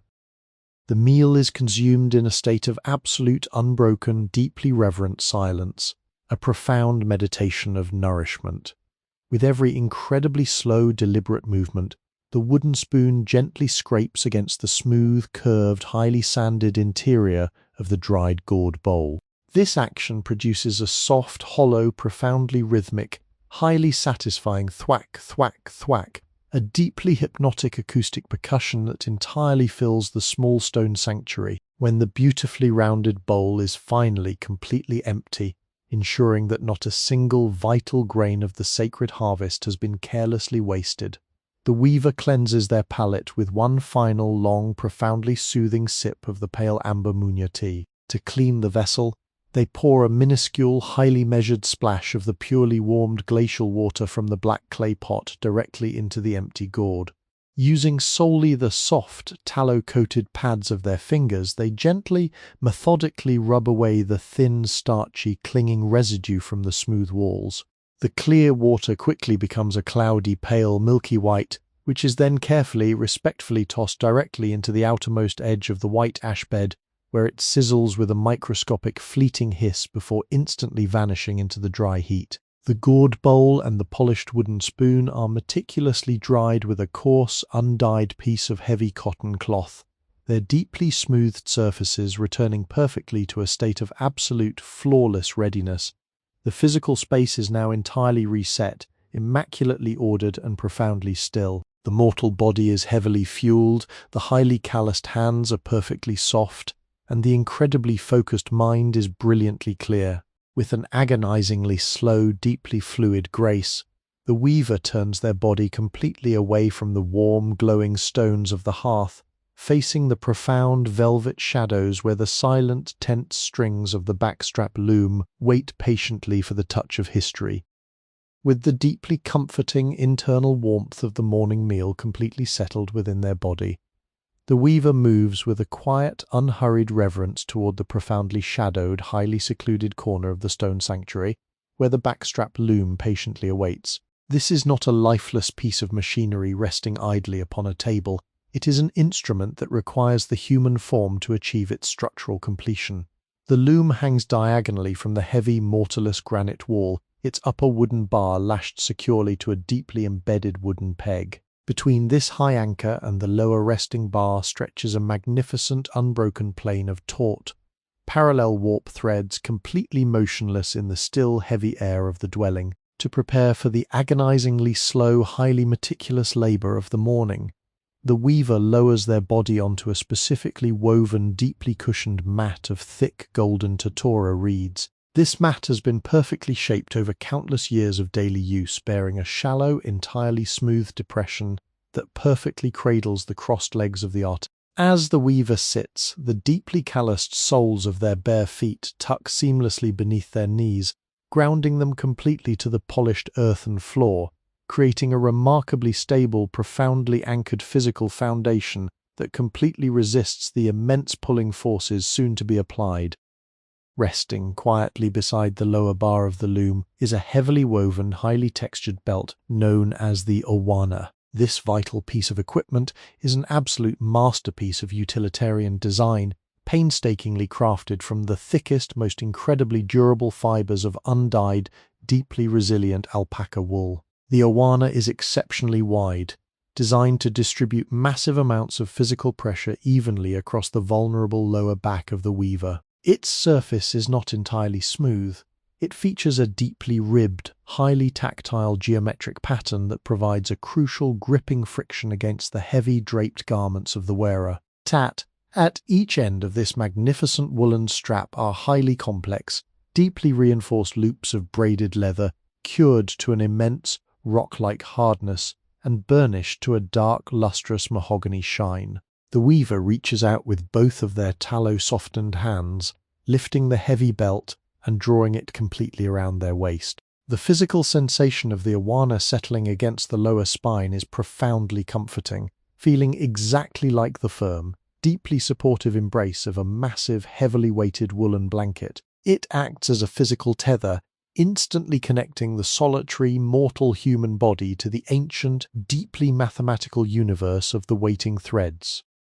To complete this profound physical union, the weaver reaches for the thick, heavily braided cords of llama hair that dangle loosely from the two extreme ends of the lower wooden loom bar. These cords are a spectacular marvel of indigenous engineering, possessing a staggering tensile strength capable of holding an immense, unyielding weight without a single microscopic fraction of stretch. With a series of slow, highly practiced, remarkably fluid motions, the weaver threads these heavy ropes directly through the hardened leather loops of the awana belt.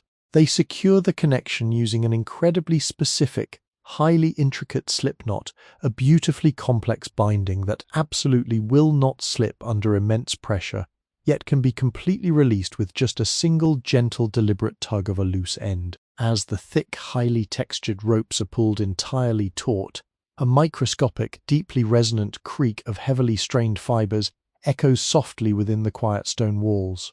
It is a highly satisfying, immensely grounding sound of profound physical security, a quiet, acoustic promise that the ancient binding will faithfully hold the immense weight of the human form. The weaver is now physically, inextricably tethered to the loom. They have entirely ceased to be a separate entity and have seamlessly become the vital, missing structural pillar of the weaving apparatus. The true breathtaking magic of the backstrap loom lies in its absolute reliance upon the subtle, deeply subconscious movements of the human body to dictate the tension of the woven canvas. With the heavy ropes perfectly secured, the weaver slowly, deliberately begins to lean their upper torso backward, pulling entirely away from the solid granite wall. As their body weight gently shifts backward, the incredible tension entirely transfers from the heavy awana belt through the thick, braided ropes and directly into the lower wooden bar of the loom. Instantly, the vast, continuous plane of parallel warp threads responds to the pressure. The loose, slightly sagging strings are violently pulled into an absolute, flawless mathematical perfection. They stretch with a microscopic, highly audible, deeply beautiful sigh, a collective papery tightening that sounds exactly like a heavy gust of wind suddenly striking a vast, tightly drawn ship's sail. The entire loom transforms from a dormant, resting structure into a highly vibrating, intensely kinetic instrument. If you were to gently place the soft pad of your finger upon any single thread within that stretched canvas, you would feel a profound, deeply mesmerizing hum, a microscopic, continuous vibration born completely from the slow, steady rhythm of the weaver's own heartbeat and the heavy, measured rising and falling of their breathing chest. With the profound tension perfectly established, the canvas is now entirely ready to be opened. Resting horizontally across the vast, tight plane of the warp strings is a slender, beautifully rounded stick of deeply polished chontawood, known as the ilawa, or the heddle rod. This delicate, darkly glowing wooden shaft is entirely wrapped in hundreds of continuous, microscopic loops of incredibly fine cotton thread, which selectively grab every alternating warp string across the entire width of the heavy loom. The weaver reaches forward with their right hand, carefully grasping the smooth, glass-like center of the ilawa with a slow, highly calculated, incredibly smooth upward pull.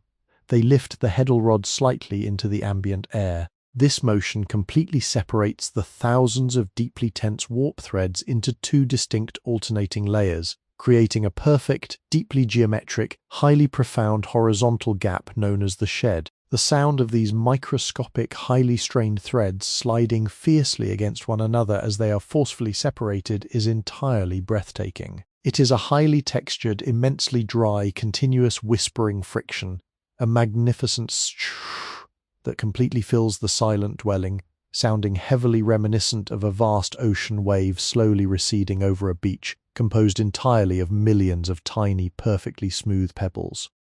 Into this newly opened, perfectly suspended geometric tunnel of empty space, the weaver introduces the very first solitary thread of the new morning. In their left hand they hold a small, incredibly smooth, deeply carved wooden shuttle. Wrapped securely around the narrow waist of this polished tool is a breathtaking length of incredibly fine, highly precious, completely undyed vicuña yarn.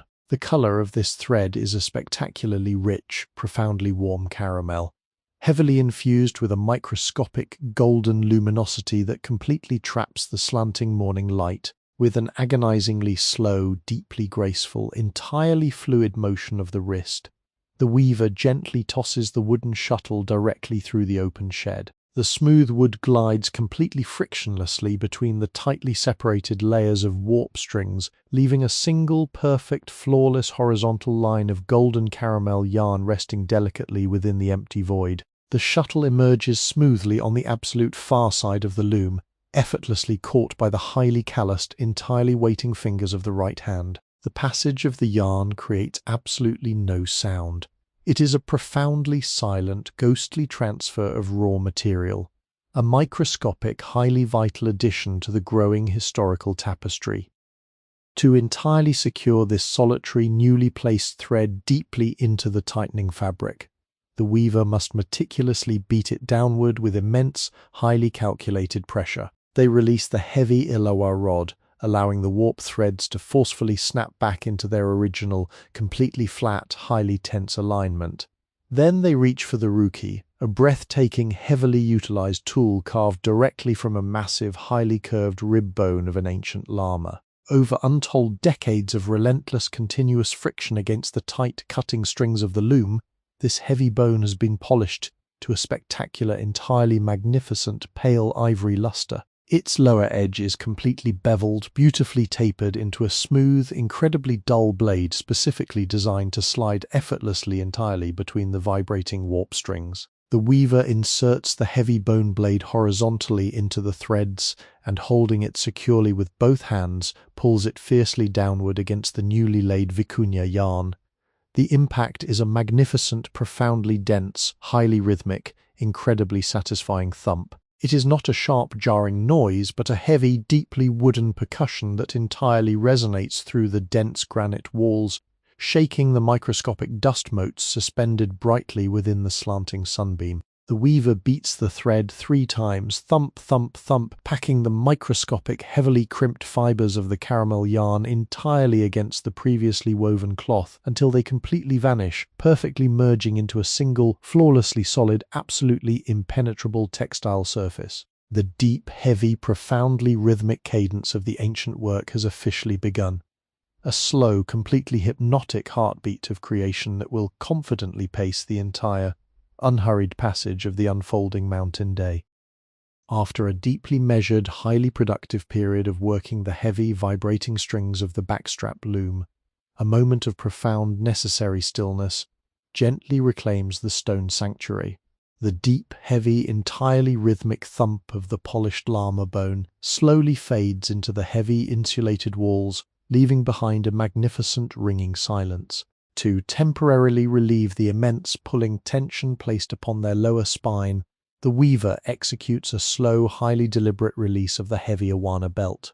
They gracefully loosen the deeply hardened, polished leather slip knots, entirely severing the profound physical connection between their mortal body and the resting wooden bar. The vast plain of taut warp threads exhales with a long, microscopic, wonderfully papery sigh, visibly relaxing into a softer, slightly draped geometry as the immense physical strain is gently removed. The weaver rises from the totora reed mat with an unhurried, incredibly fluid grace, stepping softly across the continuously polished, deeply burnished earthen floor. They move away from the slanting golden column of morning sunlight, stepping deeply into a cooler, more heavily shadowed alcove, specifically dedicated to the profoundly sacred, highly meticulous role of the Quipu Kamayuk, the revered keeper of the knotted records. Here, resting securely upon a beautifully carved, deeply oiled stand of dark chonta wood, hangs an entirely separate, actively developing quipu. Unlike the completed, heavily cascading waterfall of ancient threads resting in the farthest corner, this particular tactile ledger is a living, breathing document, intimately connected to the immediate unfolding events of the current season. The weaver approaches this suspended arrangement of chords with an immense, deeply ingrained physical reverence, Hovering immediately around this wooden stand is a highly distinct, profoundly dry fragrance. It is the intensely pure, dusty scent of heavily cured, long-staple Pima cotton, intricately mingled with the deeply earthy, slightly mineral aroma of the natural plant dyes that have been meticulously worked into the fibers. The weaver extends their beautifully conditioned, tallow-softened hands toward the hanging fringe. Instead of merely looking at the cords, they gently submerge their fingers entirely into the thick, heavily textured curtain of strings. The physical sensation of the densely spun cotton brushing against the highly sensitive skin of the fingertips is incredibly mesmerizing. It feels exactly like running an open hand through a field of dry, heavy, endlessly flowing tall grass. With an incredibly slow, deeply focused precision, the weaver isolates a singular, completely blank pendant cord from the dense cluster. This specific string is dyed a profoundly rich, deeply saturated shade of oxidized ochre, a beautiful muted yellow that flawlessly represents the heavy golden yields of the recently harvested highland maize. The thread is completely unblemished, hanging perfectly straight, a tiny vertical canvas of profound silence, patiently awaiting the heavy inscription of mathematical truth. The weaver gently pinches the absolute bottom of this ochre cord between the soft pads of their left thumb and forefinger, pulling it perfectly taut against the heavy ambient air. In their right hand, they begin to manipulate the center of the cord to form the highly complex, three-dimensional geometry of a long knot, a specific tactile marker utilized to record values in the upper tens and hundreds. The movements of the fingers are an absolute marvel of ancient, deeply subconscious choreography. They are impossibly swift yet profoundly smooth, entirely devoid of any sudden jerky motions. The right index finger reaches out, softly hooking the taut ochre thread and gracefully pulling it backward to form a completely perfect, highly symmetrical loop. The sound of the tightly spun cotton fibers bending and sliding against one another is a microscopic, breathtaking acoustic event. It produces a deeply textured, highly resonant, incredibly dry whisper. A gentle shh that sounds beautifully akin to a single heavy grain of sand sliding smoothly across a piece of taut, dry parchment. Once the initial loop is perfectly established, the weaver begins to deliberately wrap the loose end of the cord directly around the suspended vertical line. They pass the heavily textured thread through the center of the loop once, twice, 3 times, and finally a fourth. Each individual revolution is executed with a breathtaking, microscopic precision, creating a beautifully coiled, softly ribbed barrel of entirely loose thread hovering weightlessly in the shadowed air. The true, profound artistry of the quipu lies in the incredibly delicate, highly measured application of final tension. To cinch the long knot into its permanent, unyielding form, the weaver slowly begins to pull the very ends of the cord in exactly opposite directions. As the microscopic gap between the coils begins to close, the heavy friction of the woven cotton exponentially increases. The sound deepens, transforming from a dry whisper into a tight, incredibly satisfying, deeply muffled creak of highly compressed fibers. The 4 loops slowly slide together, perfectly aligning into an immaculate, deeply ribbed, beautiful cylindrical barrel. The weaver applies one final, highly concentrated pinch of pressure, entirely locking the mathematical structure into place. The knot is now utterly immovable, a permanent, tiny monument of compressed history, perfectly situated at exactly the correct, heavily measured elevation along the pendant cord to denote its exact numerical value. To physically verify the absolute flawlessness of their creation, the weaver gently releases their visual focus and entirely trusts the profound intelligence of their hands. They slowly close their eyes, allowing the ambient, deeply hushed atmosphere of the stone dwelling to wash over them, and gently roll the newly formed knot directly between their calloused thumb and their profoundly sensitive index finger. The tactile feedback is instantly overwhelming and immensely satisfying. The knot does not feel like a chaotic, accidental tangle of string. It possesses an incredibly solid, heavily structured density, feeling remarkably like a beautifully carved, perfectly ridged bead of polished wood. The highly calloused skin of the thumb flawlessly reads the tiny raised elevations of the 4 individual coils, instantly confirming the numerical value without the absolute slightest need for eyesight. It is a profound, entirely silent conversation between the heavy texture of the cotton and the deep ancestral memory permanently residing within the nerves of the human hand. This tiny, incredibly quiet action carries an immense, staggering social weight that extends far beyond the heavy granite walls of the solitary weaver's sanctuary. This specific, beautifully ribbed knot of ochre thread is not merely a number, it is a direct, deeply physical representation of life sustaining the empire. In the quiet, highly focused mind of the weaver, this knot translates flawlessly into precisely 40 heavy, overflowing, deeply woven baskets of golden maize, meticulously gathered from the steep, terraced slopes of the neighboring valley just before the arrival of the heavy frost. It represents the profound, life-giving sustenance that will entirely feed a specific village throughout the deepest, darkest months of the coming winter. The weaver holds the very survival, the immense agricultural wealth, and the deeply intricate demographic reality of their people perfectly suspended within the microscopic, tightly coiled fibers of the dyed cotton. They are not simply a craftsman, they are the living, breathing, profoundly responsible library of the mountain realm, translating the vast, chaotic reality of the physical world into an immensely orderly, beautifully calm, deeply tactile landscape of knotted strings. With the historical record flawlessly updated, the weaver gently releases the ochre cord. The heavy string swings infinitesimally in the still, heavy air, for a fleeting moment before softly coming to rest exactly alongside its hundreds of brightly coloured companions. The vast, entirely silent cascade of the Quipu remains perfectly undisturbed, yet it has been profoundly altered, gaining a microscopic, entirely new layer of deep, enduring memory. The microscopic dust motes suspended brightly within the slanting, golden beam of the morning sun continue their agonizingly slow, endlessly swirling, deeply hypnotic dance, entirely unaffected by the immense preservation of history that has just quietly transpired in the surrounding shadows. The weaver takes a deeply long, immensely satisfying breath of the crisp, hearth-warmed air, their mind perfectly clear, their heavily conditioned hands entirely calm, standing beautifully anchored within the profound, unshakable silence of a world where every single thread holds a story, and every tiny knot is a deeply sacred promise to never, ever forget.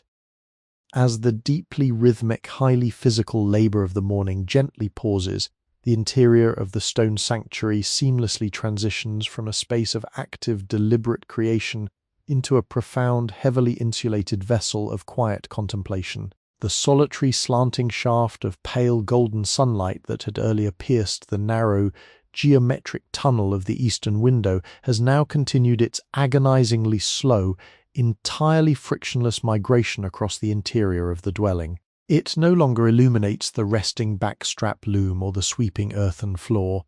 Instead, this focused beam has slowly climbed the rough, beautifully textured surface of the opposing granite wall. Here, the brilliant light casts a stark, profoundly geometric illumination directly behind the suspended waterfall of the active Quipu. Because the morning sun is still climbing the immense, jagged peaks of the eastern Andes, the light strikes the hanging knotted cords at a sharp, highly dramatic angle. This specific trajectory creates a breathtaking, entirely silent, microscopic theatre of shadows directly upon the cool, unforgiving face of the ancient stone behind it. The weaver steps back, retreating into the soothing, heavy twilight of the room, and simply stands in absolute stillness, completely surrendering their gaze to this endlessly fascinating, highly philosophical interplay of profound brilliance and deep velvety darkness. The heavy, perfectly aligned pendant cords of the Quipu act as a magnificent, impossibly complex sundial, entirely independent of the frantic, mechanical ticking of modern clocks. The shadows cast by the intricately tied long knots are projected sharply onto the microscopic valleys and tiny crystalline peaks of the rough granite block. If you stare with immense, deeply relaxed focus at a single isolated shadow belonging to a beautifully ribbed knot of ochre thread, you can physically witness the absolute inexorable passage of time. The dark, beautifully stretched silhouette does not jump or tick. It creeps with an unbelievably slow, deeply fluid, entirely imperceptible grace, sliding microscopically across a tiny patch of pale green lichen clinging desperately to the rock. It takes many long, heavy breaths for the edge of the shadow to traverse the distance of a single millimeter, yet it moves with an absolute, unshakable certainty. In this hushed, deeply insulated mountain sanctuary, time is not measured by the chaotic rushing of hours or the anxious counting of minutes. Time is entirely tactile. It is the agonizingly slow drying of the dew on the thatched roof, the gradual warming of the heavy stone walls, and the microscopic, silent lengthening of a shadow cast by a spun cotton knot. This slow, majestic rhythm of the earth demands nothing from the weaver but absolute quiet presence, offering a profoundly deep, highly restorative release from the heavy burdens of urgency and rush. Resting gently upon a highly polished, seamlessly protruding stone shelf just below this shadowed sundial is an incredibly small, seemingly insignificant artifact that holds a staggering, deeply emotional gravity. It is an ancient, profoundly worn drop spindle, the puska completely retired from the daily rigorous tension of spinning raw fiber. The heavy, beautifully carved wall at the bottom of the wooden shaft is not made of the usual ceramic or polished stone. It is fashioned from a single, immensely dense piece of ancient llama bone, painstakingly carved into the shape of a blooming, stylized highland flower. This specific tool was not crafted by the current inhabitant of the dwelling. It has been continuously passed down through a deeply revered, unbroken, silent lineage of master weavers, moving gracefully from the calloused hands of a great-grandmother to a grandmother to a mother, and finally arriving here, perfectly resting in the quiet shadows of the present moment. The central shaft of the spindle carved from the legendary chonta wood has entirely lost its original natural grain. It has been miraculously transformed by over a century of continuous, highly repetitive human friction. The invisible microscopic layers of natural oils from thousands of days of labor, combined with the heavy, waxy residue of the chilca tallow, have encased the wood in a breathtaking, incredibly dark, glass-like patina. When the weaver slowly reaches out and gently traces the deeply smoothed, gracefully tapering contour of this ancient spindle with the soft pad of their index finger, the physical sensation is profoundly moving. The wood feels incredibly warm to the touch, almost as if it still inherently possesses the faint, lingering body heat of the ancestral hands that held it so closely for so many decades. To touch this deeply polished artifact is to directly touch the profound, highly textured continuum of history itself. In the deeply rooted, highly philosophical worldview of the high Andes, time is never perceived as a straight, rigid, relentlessly forward-moving line where the past is violently severed and forever lost. Instead, time is profoundly understood as an immense, heavily woven tapestry, entirely cyclical and deeply interconnected. The ancestors are not gone. Their profound patience, their immense quiet endurance, and their breathtaking artistic mastery are permanently, physically trapped within the beautifully worn grooves of the tools they left behind. The weaver does not simply work alone in the heavy silence of the stone hut. They work continuously surrounded by an invisible, profoundly comforting choir of ancestral presence, entirely guided by the invisible muscle memory perfectly preserved within the heavy, darkened wood of the ancient puska.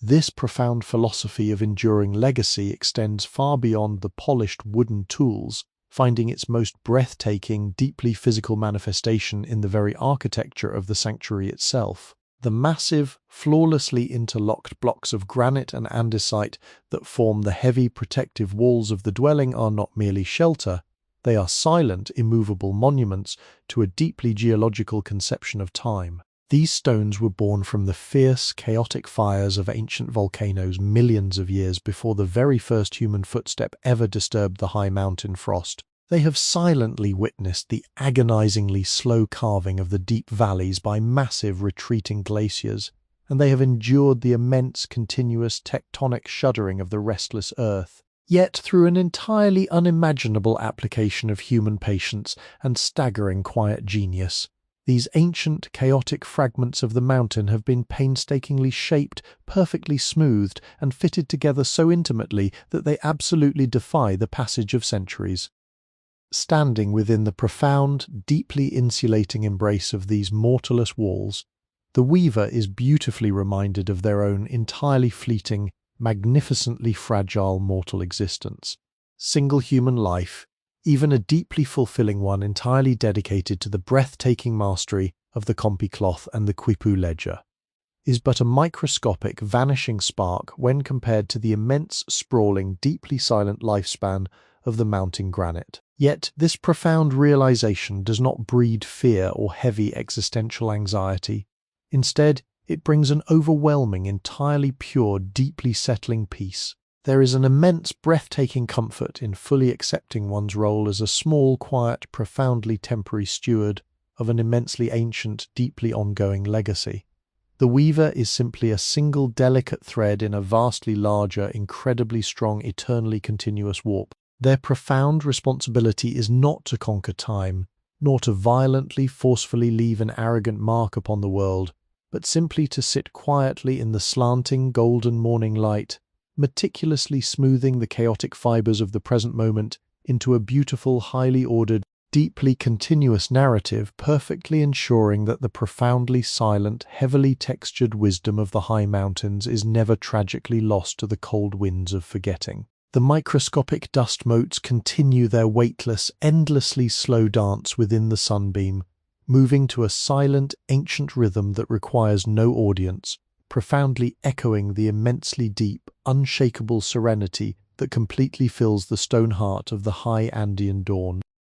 As the morning gently matures, the intensely focused, slanting beam of golden sunlight that had meticulously traced the interior of the stone sanctuary begins a subtle, exquisite transformation. It slowly loses its sharp, highly defined geometric edges, diffusing outward into a softer, much broader illumination that gracefully fills the entire dwelling with a tranquil, pearlescent, ambient glow. The weaver turns their tranquil gaze back toward the deep, trapezoidal aperture of the eastern window, observing the languid, mesmerizing evolution of the immense Andean landscape beyond. The dense, milky ocean of nocturnal mist that had completely swallowed the lower valleys during the freezing night is now responding to the gentle, persistent warming of the climbing sun.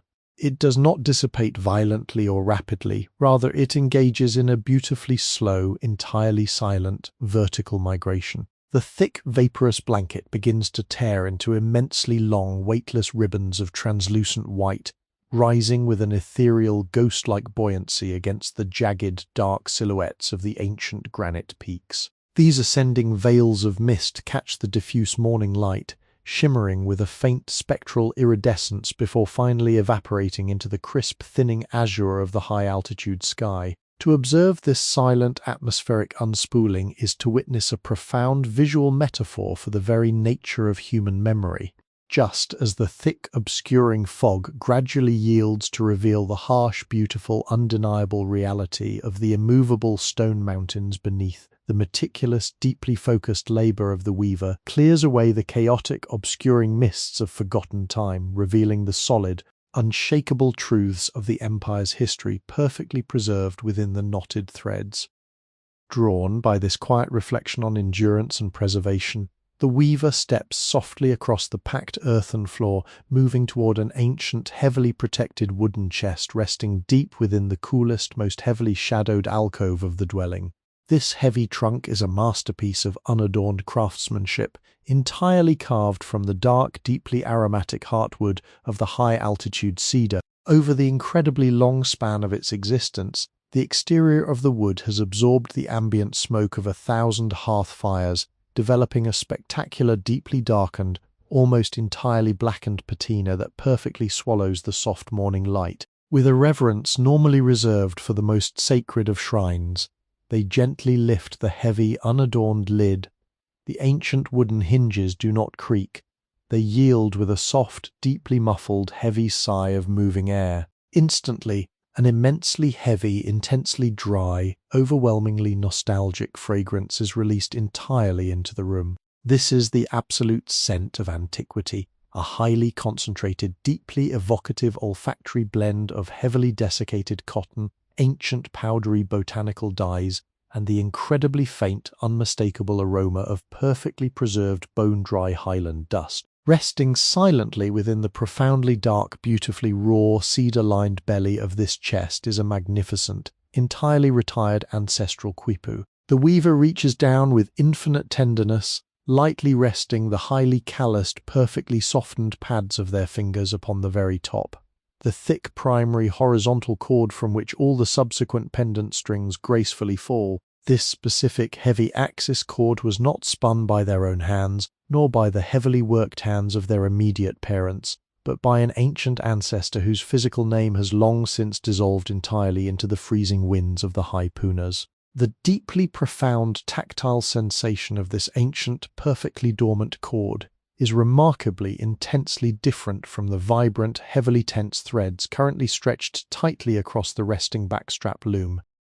The ancient cotton has undergone an exquisite, deeply microscopic physical softening over the passage of countless decades. The tiny individual fibers have relaxed their tight, youthful spiral, resulting in a thread that feels astonishingly like a heavy, dry silk against the skin. The vibrant, highly saturated colors that once proudly declared the nature of their recorded data have slowly, beautifully surrendered to the relentless, invisible friction of time. Cord that was once dyed a fierce, blooming crimson using crushed cochineal insects has faded into a spectacular, muted shade of pale, dusty rose, resembling the fragile petals of a dried mountain flower pressed between heavy stones. The deep, oceanic indigo has softened into a ghostly, translucent slate grey, mirroring the quiet colour of the high alpine lakes just before the arrival of a winter snowstorm. Yet, despite this breathtaking, undeniable physical degradation of the material, the structural integrity of the mathematical knots remains absolutely flawless, entirely unyielding. The weaver gently traces the ribbed contour of a faded, dusty rose-long knot, marveling at the profound, silent resilience of the information locked within. The fiber itself is gently returning to the earth, slowly losing its earthly vibrancy. But the profound truth it carries, the exact tally of a forgotten harvest, the census of a vanished village, remains eternally pristine, perfectly suspended within the exquisite tight geometry of the loops. This is the ultimate, deeply beautiful paradox of the quipu, achieving immortality through the most fragile, deeply perishable of earthly mediums. In the quiet solitude of this realization, the weaver's mind settles deeply into the foundational, deeply sacred Andean philosophy of Aini, the eternal, unbreakable covenant of profound mutual reciprocity that governs the entirety of the cosmos. Aini is not merely an economic exchange of goods or labor between living neighbors, it is a vastly deeper, entirely spiritual equilibrium maintained continuously between the breathing present and the silent, observing past. The weaver understands with a quiet, unshakable certainty settling heavy in their chest that their own highly demanding, physically exhausting labor is a sacred offering. They willingly surrender the youthful softness of their skin to the deeply cutting friction of the taut warp strings. They patiently sacrifice the sharp clarity of their eyesight to the dim, flickering light of the hearth. They continuously offer the enduring strength of their lower back to the immense, pulling tension of the heavy Awana belt, in profound immediate return for this heavy physical sacrifice. The silent ancestors, speaking clearly through the highly polished, beautifully worn grooves of the puska spindle and the flawless faded knots of the ancient ledger, bestow an immense staggering gift upon the living. They offer the profound comfort of absolute order, the deeply grounding certainty of continuity, and the incredibly vital, life-sustaining wisdom required to survive the harsh, unforgiving extremes of the high mountain environment. There is no resentment in this quiet surrender, no heavy, anxious longing for an easier, less demanding existence. As the ambient temperature of the stone sanctuary slowly begins to rise, warmed by the invisible accumulation of the morning daylight striking the thick thatched roof above, a profound, enveloping sensation of absolute peace washes completely over the weaver. The auditory landscape of the room has now settled into a masterpiece of pure, unadulterated stillness. The fierce, crackling life of the morning fire has entirely subsided, leaving behind only the slow, almost completely silent settling of the powdery white ash. The wind outside has completely died down, leaving the golden bundles of the ichu grass roof perfectly, flawlessly still. The only sound that remains is the incredibly slow, steady, deeply resonant rhythm of the weaver's own breathing, perfectly harmonized with the slow, eternal, frictionless turning of the earth. They stand completely motionless beside the open cedar chest, their deeply conditioned hand still resting lightly, lovingly upon the faded, dusty rose knot of the ancient cord. In this single, exquisite, profoundly stretched moment, the rigid, terrifying boundary between the past, the present, and the unfolding future completely dissolves into a beautiful, weightless mist. The weaver is entirely anchored, perfectly safe, deeply sustained, and utterly content to simply exist as a quiet, vital, deeply temporary custodian of an eternal, completely unbroken, beautifully knotted thread of human memory. As the heavy, deeply aromatic lid of the unadorned cedar chest is gently, meticulously lowered back into its resting place, a profound, entirely undisturbed equilibrium instantly reclaims the hushed interior of the stone sanctuary. The subtle, invisible currents of air that were momentarily displaced by the slow closing of the wooden trunk gracefully calm down, settling back into an immaculate, profoundly heavy stillness. In this beautifully quiet aftermath, the weaver's mind gently drifts toward the deeply unifying ancient Andean concept of pacha, a singular, breathtaking philosophical framework where the vastness of physical space and the eternal, continuous flow of time are never perceived as separate, divided entities, but as a single, infinitely woven, deeply inseparable cosmic fabric. The humble, mortarless granite walls of this solitary dwelling do not merely serve as a utilitarian physical shelter. They are meticulously constructed as a perfect, deeply intentional microcosm of the entire universe itself. The four thick, slightly inward-sloping walls flawlessly and beautifully mirror the four great, sprawling quarters of the Tawantinsuyu, the immense empire stretching indefinitely across the jagged spine of the world. Standing perfectly still in the absolute center of the packed earthen floor, feeling the faint, deeply comforting residual warmth of the buried hearth embers radiating slowly upward through the calloused soles of their bare feet, the weaver is entirely, perfectly centered within this microscopic cosmos. They are physically and spiritually suspended completely perfectly between the Yuku Pacha, the heavy, deeply silent, subterranean world of ancient bedrock and slumbering ancestors beneath their feet, and the Hanan Pacha, the vast, blindingly bright, celestial realm of pure light and thin air spinning endlessly above the thick golden thatch of the grass roof. Lowering their tranquil, heavily relaxed gaze to the smooth, deeply burnished surface of the earthen floor, the weaver's highly trained, profoundly perceptive eyes detect a singular, microscopic anomaly resting gently in a pool of soft, diffuse ambient light. It is an incredibly tiny, easily overlooked object resting completely motionless against the deep, leathery umber of the polished clay. With an unhurried, immensely graceful, deeply fluid descent, the weaver crouches down, bringing their heavily conditioned, perfectly softened fingers toward the warm ground. They gently pinch the minuscule object, lifting it incredibly slowly into the quiet, heavy air of the room. It is a single, solitary, entirely unspun seed of the indigenous brown cotton, a microscopic, deeply stubborn kernel that had somehow miraculously escaped the highly meticulous, deeply thorough cleaning and sorting process of the previous day. Resting delicately within the vast, highly textured, deeply lined landscape of the weaver's open palm, this tiny seed represents a staggering, entirely breathtaking philosophical counterpoint to the massive, highly organized complexity of the suspended Quipu ledgers. The seed is a profound, incredibly dense monument to pure, entirely unmanifested potential. Its exterior is an incredibly hard, deeply brittle, microscopic wooden shell, possessing a spectacular, intensely dark, heavily saturated mahogany hue. Clinging desperately to the very tip of this hardened shell is a singular, infinitesimally small, incredibly fine wisp of raw, undyed, fawn-colored fiber, a ghostly, translucent halo quietly hinting at the soft, expansive cloud of structural cotton it was originally born to generously produce. To closely observe and hold this tiny, impossibly hard seed is to hold a microscopic, entirely unwritten future completely suspended in the palm of the hand. If this single, deeply dormant kernel were to be carefully carried outside and gently pressed into the dark, incredibly rich, heavily terraced soil of the steep mountainside, and if it were perfectly nurtured by the freezing heavy morning dews and the fierce, blinding ultraviolet light of the high-altitude sun, it would eventually violently rupture its hard protective wooden casing. It would send microscopic, wildly searching roots deep down into the dark earth, drawing up the heavy, deeply ancient, mineral-rich water of the mountain, and it would bravely push a fragile, impossibly green shoot upward toward the bright sky.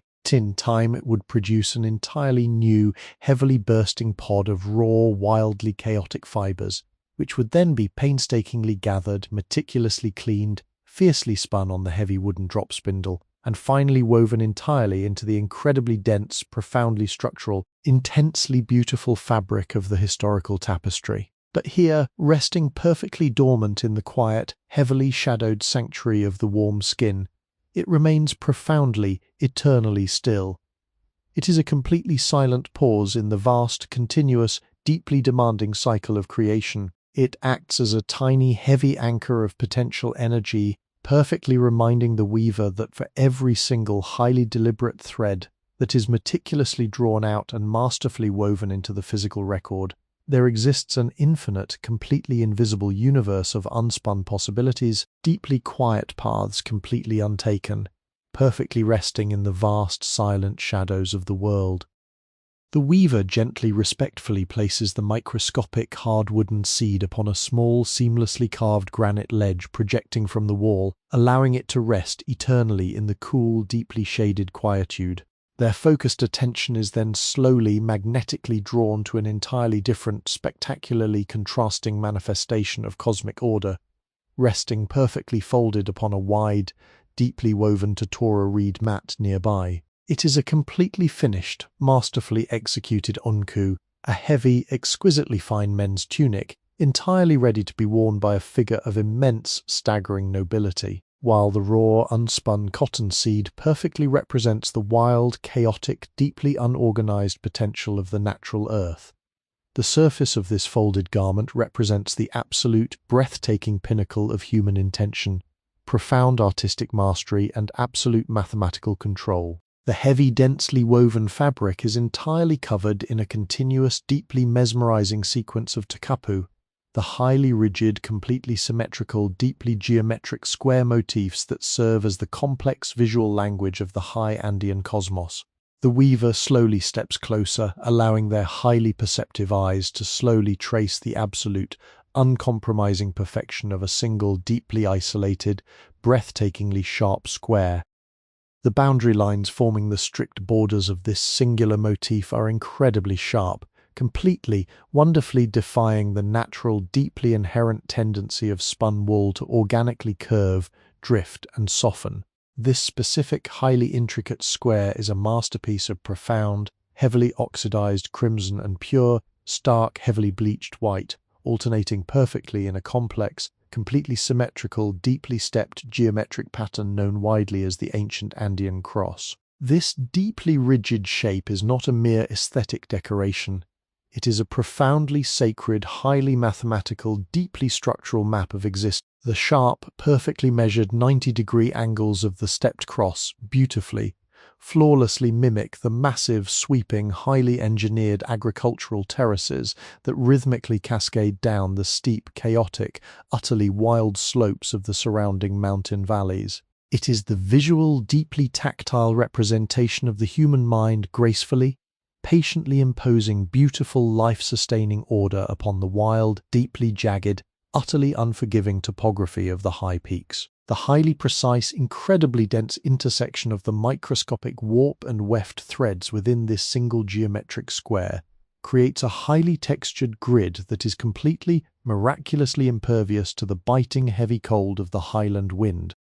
To deeply, quietly contemplate the perfect rigidity of the tokapu is to entirely understand the profound, driving philosophy of the master weaver's entire, intensely quiet existence. It is the absolute, deeply sacred duty to respectfully take the raw, wildly chaotic, entirely unorganized elements of the earth, the heavy, tangled fleece of the wild mountain vicuña, the deeply brittle, dried leaves of the scattered dye plants, the profoundly chaotic, entirely unpredictable events of the passing agricultural season, and meticulously, painstakingly, deeply rhythmically transform them into an enduring, incredibly structured, beautifully harmonious, perfectly balanced whole. As the weaver stands silently, completely absorbed in the staggering, deeply structured beauty of the folded woolen garment, a singular, profoundly isolated sound manages to faintly penetrate the heavy, deeply insulating,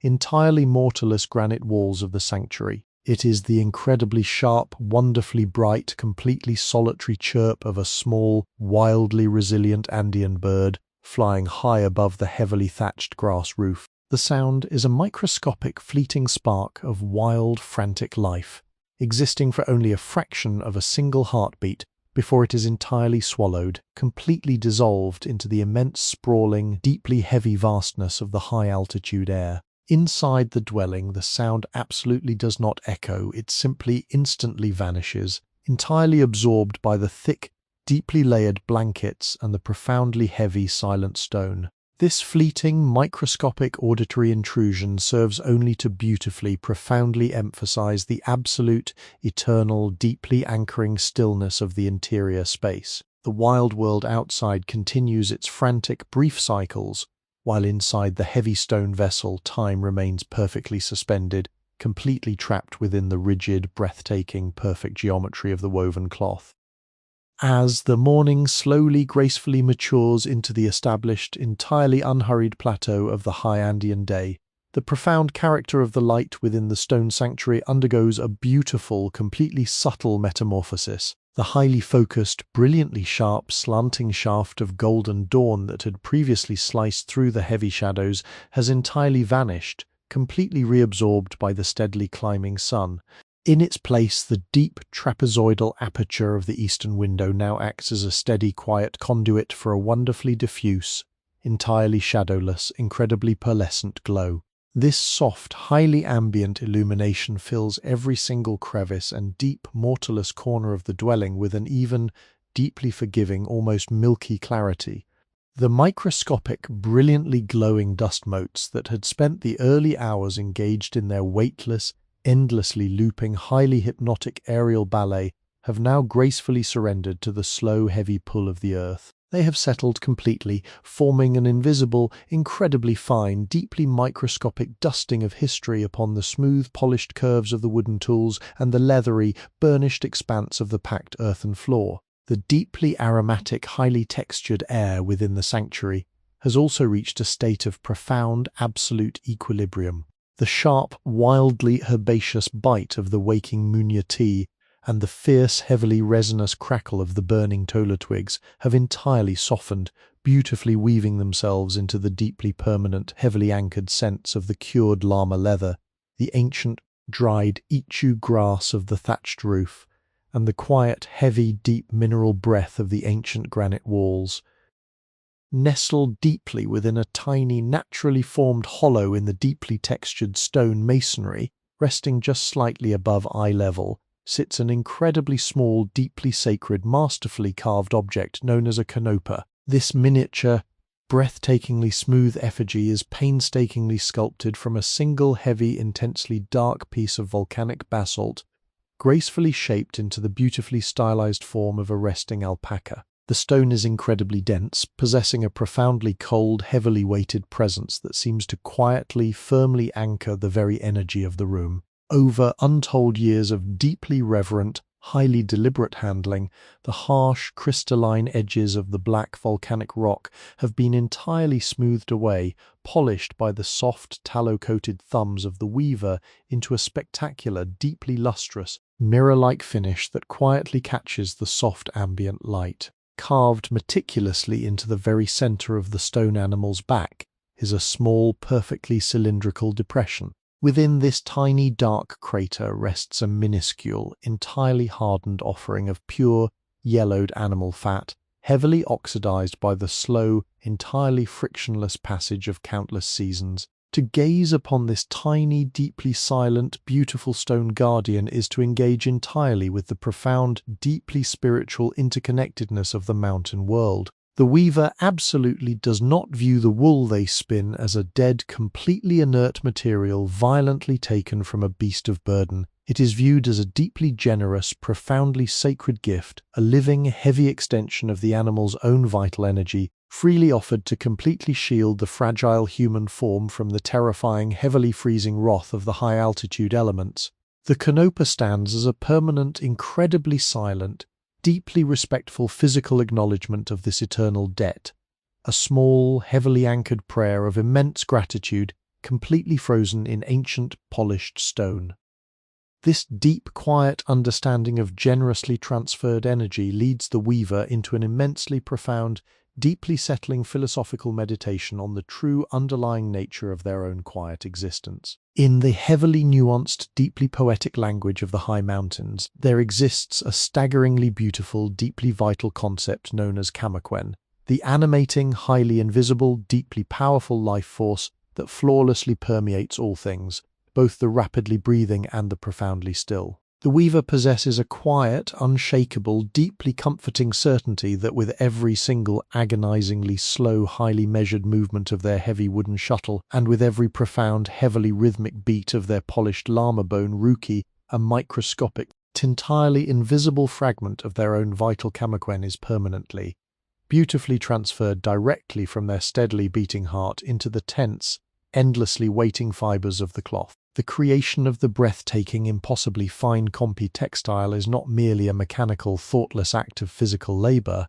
It is a slow, deeply deliberate, incredibly beautiful sacrifice of one's own finite, heavily measured time and entirely mortal breath. The weaver knows with an immense, heavily grounding peace settling deeply within their chest that their own physical hands will eventually grow completely stiff, their sharp, highly focused eyes will ultimately cloud over, and their mortal body will gently, quietly return to the dark, deeply silent earth of the ancestors. Yet the profound, heavily structured, deeply colorful cloth they leave behind will effortlessly endure for completely untold centuries. The deeply intricate, tightly woven geometric patterns will silently outlive the very hands that patiently formed them, acting as a profound, completely immortal, deeply tactile vessel, holding the incredibly quiet, endlessly patient soul of their devoted creator.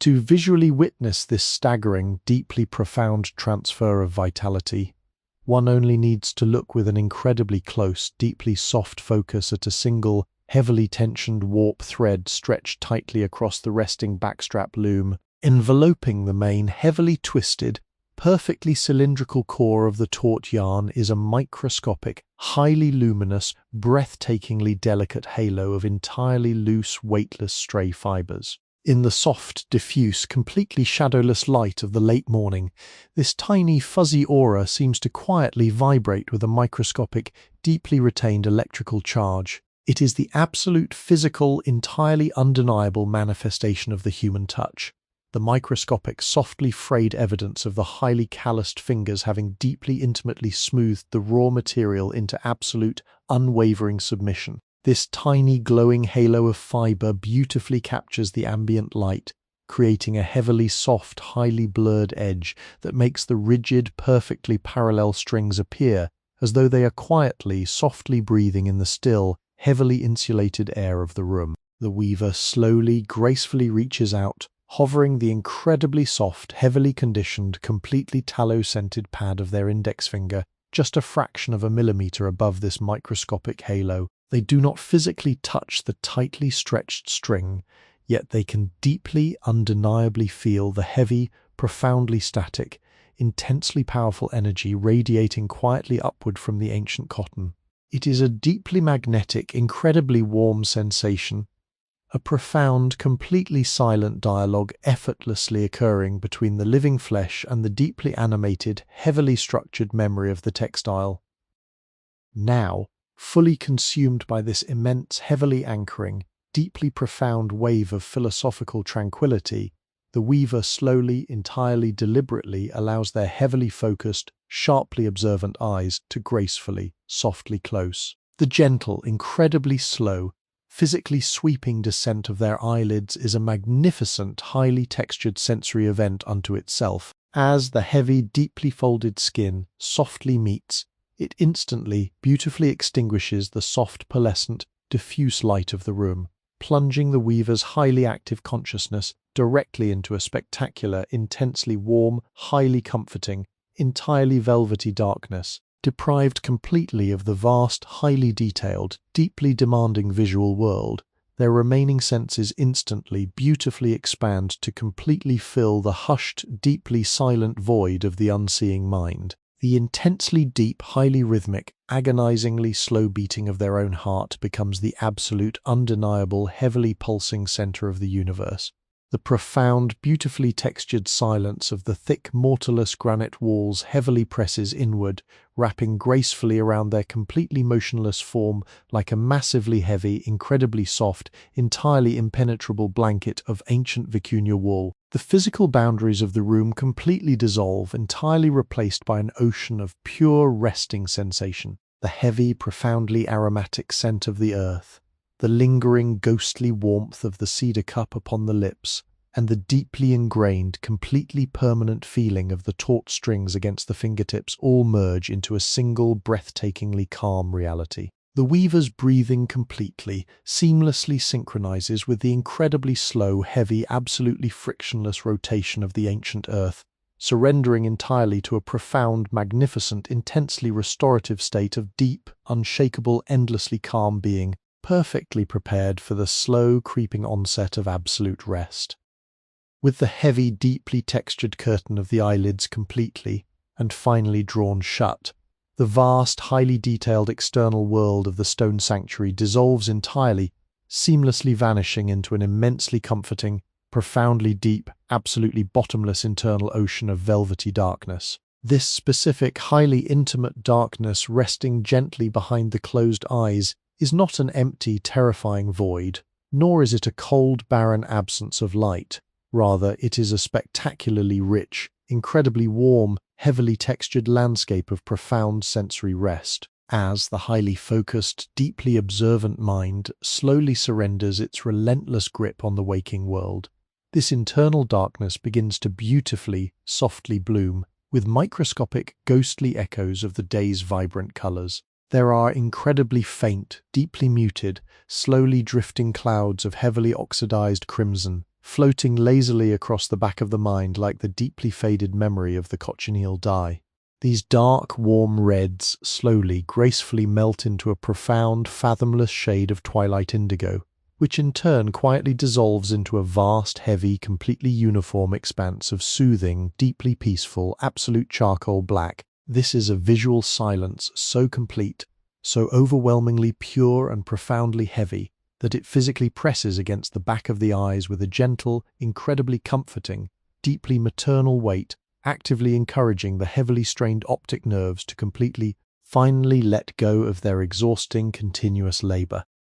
As the dominant, heavily demanding sense of sight is completely extinguished, the auditory landscape of the hushed dwelling undergoes a magnificent, deeply mesmerizing, entirely internal shift. The microscopic, faint sounds of the high Andean morning outside the thick, mortarless granite walls, the distant whispering wind, the deeply muffled, rhythmic gurgling of the terraced irrigation channels are entirely blocked out, completely swallowed by the immense, heavy, deeply insulated stone. In their absolute absence, the incredibly slow, heavily rhythmic, profoundly deep sounds of the weaver's own resting body become the singular, magnificent, deeply hypnotic symphony of the present moment. The highly perceptive ears tune completely inward, focusing entirely on the slow, majestic, continuous rushing of the blood as it travels peacefully through the relaxed, heavily resting veins. This internal current produces a soft, deeply resonant,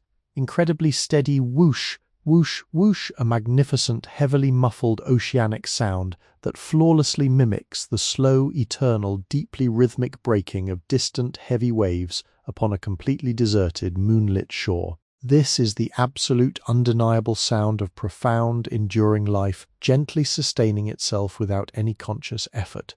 An automatic, deeply comforting, entirely reliable rhythm that requires absolutely no waking attention whatsoever. Beneath this slow, oceanic rushing of the blood, a second, even more profoundly grounding rhythm gently, confidently establishes its dominance over the quiet mind. It is the incredibly slow, deep, immensely heavy beating of the heart. In the profound stillness of the heavily resting body, this heartbeat is not a frantic, anxious flutter, but a massively heavy, incredibly slow, deeply resonant, highly spaced percussion. It is a slow, deeply muffled drumbeat, thump, thump, thump, echoing beautifully within the spacious, completely relaxed cavern of the chest. Each individual beat feels incredibly distant, deeply submerged beneath heavy layers of profound relaxation, perfectly pacing the agonizingly slow, deeply beautiful descent into slumber. This quiet internal metronome completely synchronizes with the incredibly slow, highly measured, deeply rhythmic rising and falling of the breathing lungs. The physical sensation of this breath is an absolute marvel of deeply calming, highly repetitive sensory input. As the cool, heavily aromatic, completely still air of the room is slowly drawn in through the nose, it travels beautifully, smoothly down the back of the relaxed throat, creating a microscopic, deeply soothing, profoundly cool friction against the resting tissues.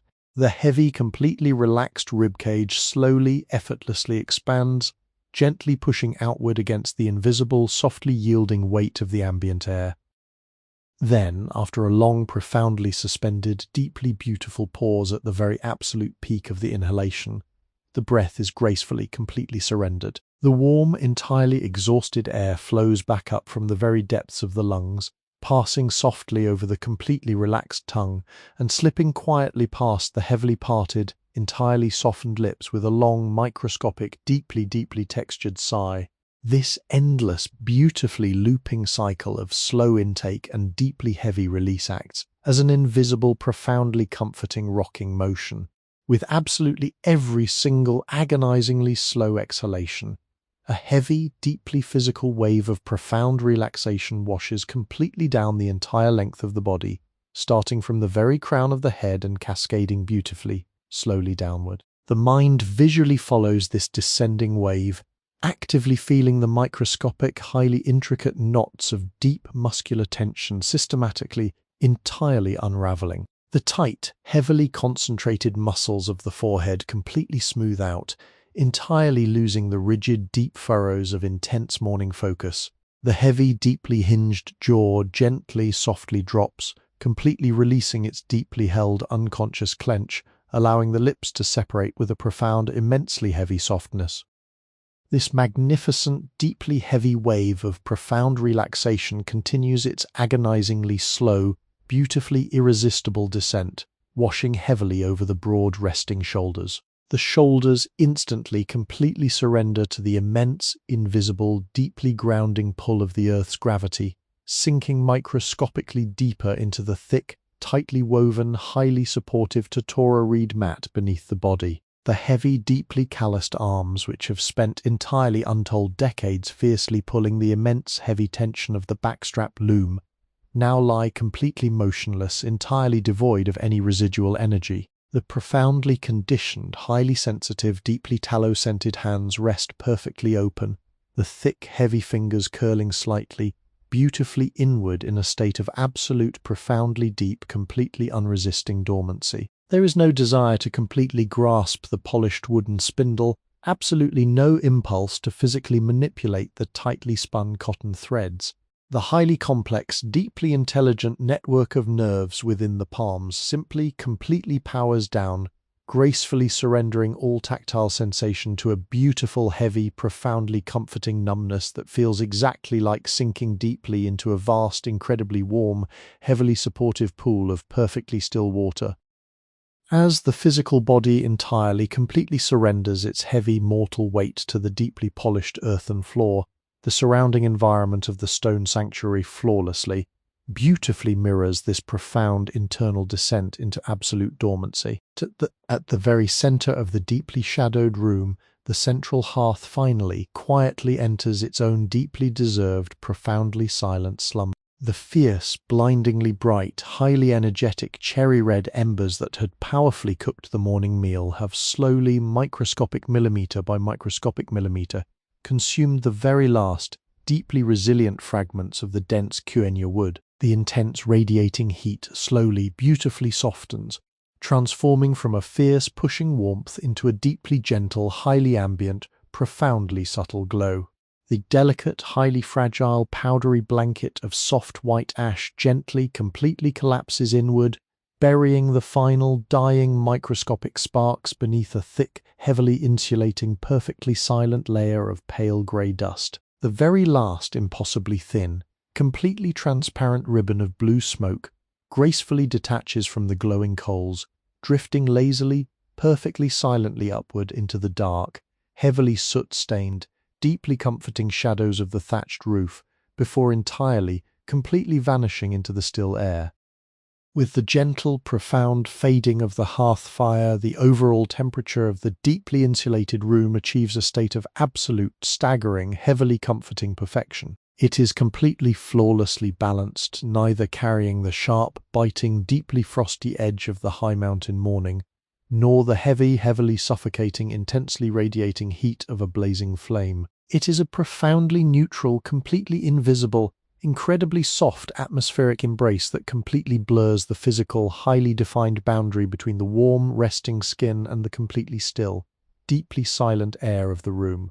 The body ceases entirely to feel where its own physical edges end and where the ancient, heavily structured world of the sanctuary begins. The deep, deeply grounding, highly complex aromas of the crushed mint, the dried earth, the heavily cured leather, and the sweet ancient grass entirely lose their sharp, highly defined, highly stimulating individual characteristics. They slowly, beautifully blend together, gracefully dissolving into a single, profoundly muted, incredibly faint, heavily nostalgic background whisper of a scent, a deeply comforting olfactory lullaby that perfectly signals the absolute, entirely unquestionable safety of the deeply hidden, heavily protected mountain space.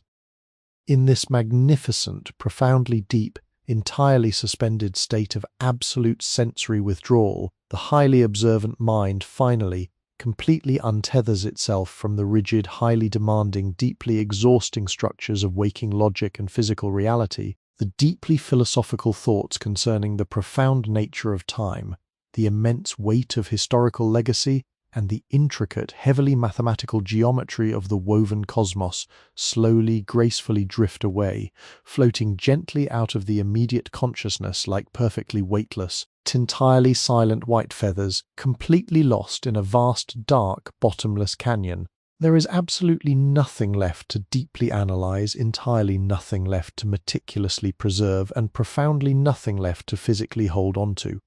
The conscious self becomes completely, incredibly weightless, beautifully unmoored from the heavy, tightly knotted strings of existence. The incredibly slow, heavily rhythmic, profoundly deep breathing continues entirely on its own, a completely autonomous, heavily comforting, endlessly sweeping internal tide that gently, patiently, inevitably carries the drifting, weightless spirit closer and closer toward the final, deeply profound, completely silent threshold of absolute, unshakable, endlessly deep, deeply restorative, perfect sleep. As the drifting, completely unmoored consciousness continues its agonizingly slow, profoundly beautiful, entirely effortless descent into the very deepest, most heavily shadowed trenches of ultimate slumber, the immense, heavily grounded, profoundly silent presence of the ancient Andean mountain rises gently, completely seamlessly, to flawlessly embrace the resting, entirely surrendered human form. The deeply polished, perfectly leathery umber of the meticulously packed earthen floor is absolutely no longer perceived as a hard, physical, uncompromising surface beneath the deeply relaxed, heavily resting spine. Instead, it transforms entirely, beautifully, tanned completely seamlessly into a vastly expansive, incredibly soft, profoundly supportive, deeply yielding cradle of ancient, heavily sleeping geological memory. The deeply compressed earth does not push back against the heavy, entirely surrendering weight of the resting limbs. Rather, it completely graciously yields, softly absorbing the very last, microscopic, deeply hidden traces of mortal tension that were stubbornly holding on to the exhausted muscles. The physical sensation is one of profound, magnificent, completely unstoppable sinking, a slow, heavily cushioned, entirely safe, deeply comforting downward drift into the very absolute heart of the profoundly silent, endlessly slumbering bedrock. You are completely held, deeply anchored, perfectly secured, and entirely embraced by the immense, unimaginable, heavily structured mass of the towering granite peaks silently rising for thousands of feet completely around you. The immense mountain acts as a colossal, entirely silent, deeply ancient guardian, an immovable, heavily fortified fortress of dense, slumbering stone that completely, flawlessly repels the chaotic, frantic, heavily anxious energies of the distant, waking outside world, perfectly ensuring that absolutely nothing can possibly pierce the heavily insulated, profoundly protected, completely impenetrable bubble of your heavily resting mind.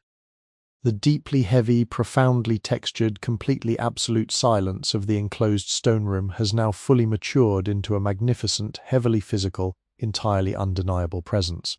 It is absolutely not an empty, hollow, terrifyingly vast quiet, but a deeply rich, incredibly full, entirely saturated, profoundly comforting silence, a deep, heavily woven acoustic velvet that heavily, gently wraps completely around every single microscopic, entirely shadowed contour of the hidden sanctuary.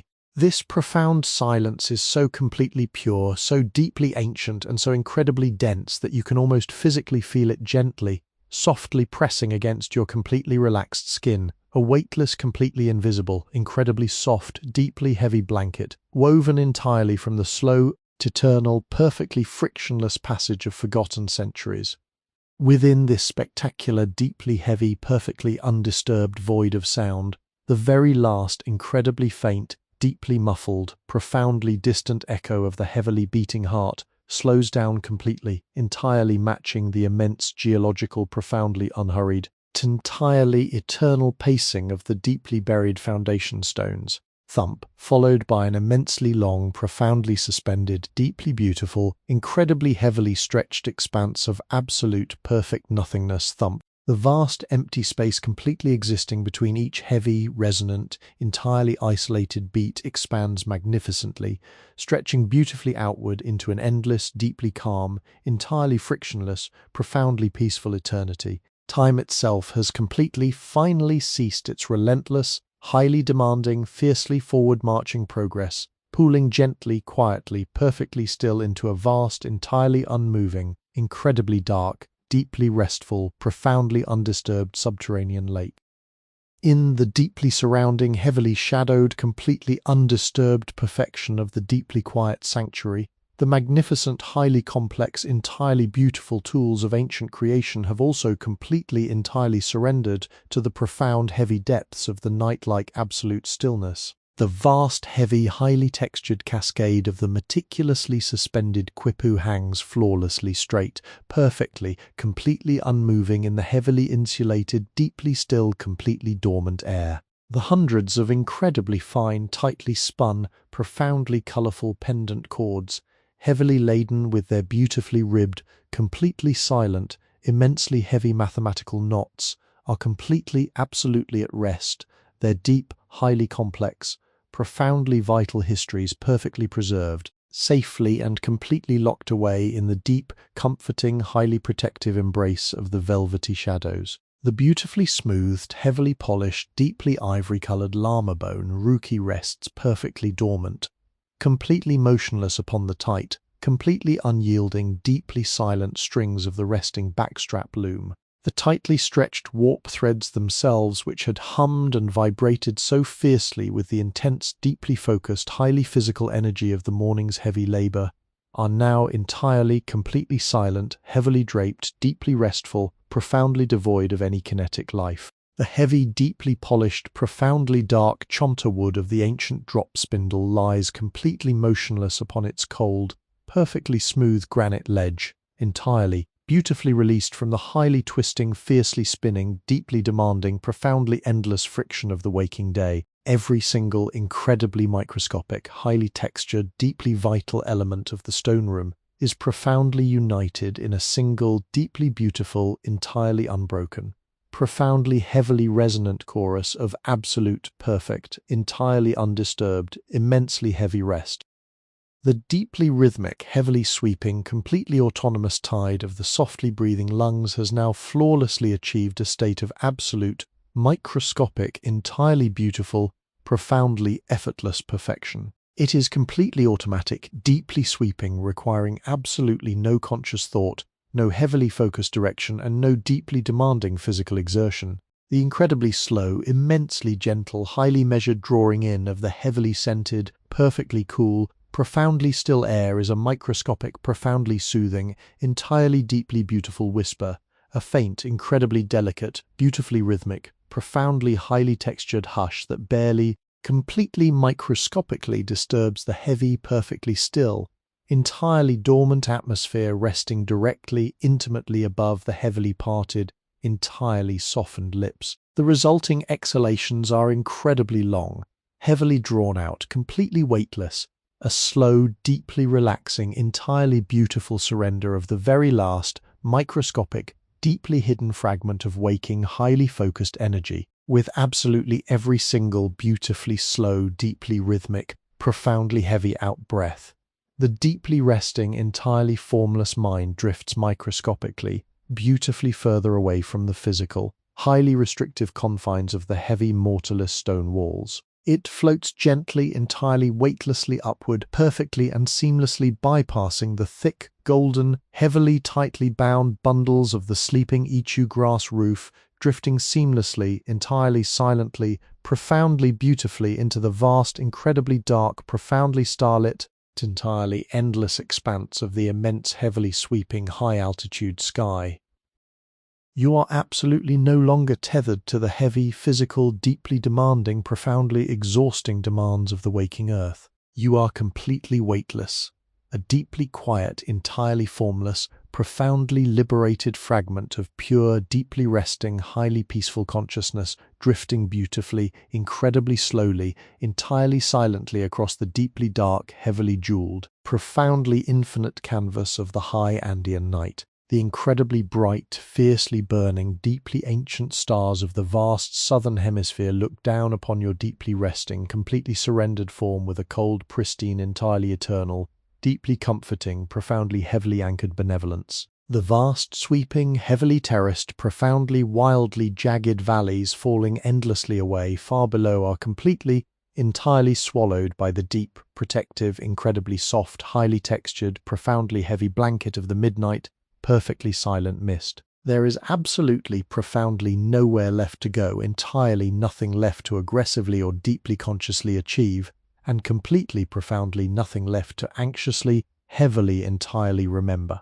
The deep, heavy, beautifully complex, highly physical work of the demanding day is completely, perfectly, entirely, flawlessly finished. The deep, highly vital history is perfectly, deeply knotted. The heavily tensioned, highly beautifully dyed threads are perfectly, deeply woven, and the ancient, deeply revered, profoundly, completely silent ancestors are perfectly, completely, entirely, peacefully satisfied.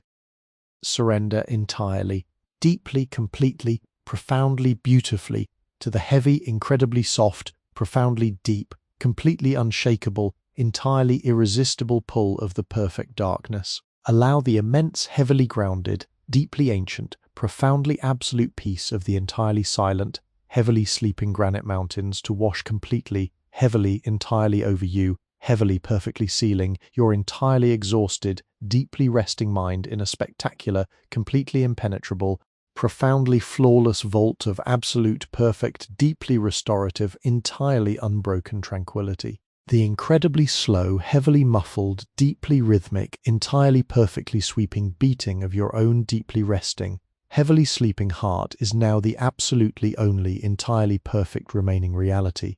A slow, deeply comforting, incredibly hypnotic, completely internal, profoundly heavily anchoring lullaby endlessly, beautifully singing you deeply, completely into the very absolute, entirely, perfectly bottomless depths of the deeply restful, highly peaceful night.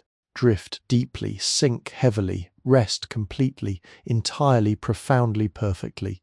The heavy, deeply textured, beautifully silent, incredibly heavily woven tapestry of your profound, completely endless slumber is now entirely, perfectly, absolutely complete. Sleep now, sleep deeply. Sleep in the absolute, perfect, entirely unbroken, immensely heavy, profoundly eternal silence of the resting, deeply peaceful stones. Welcome to Sleepy History with Wesley, your personal sanctuary of ancient tales. Here, we blend authentic historical events with gentle AI technology to recreate immersive, soothing journeys through time. This channel is crafted specifically for relaxation and sleep support. TAND is not a substitute for professional medical advice. For your safety, please do not listen while driving or operating machinery. Now, close your eyes and let history carry you into a peaceful sleep.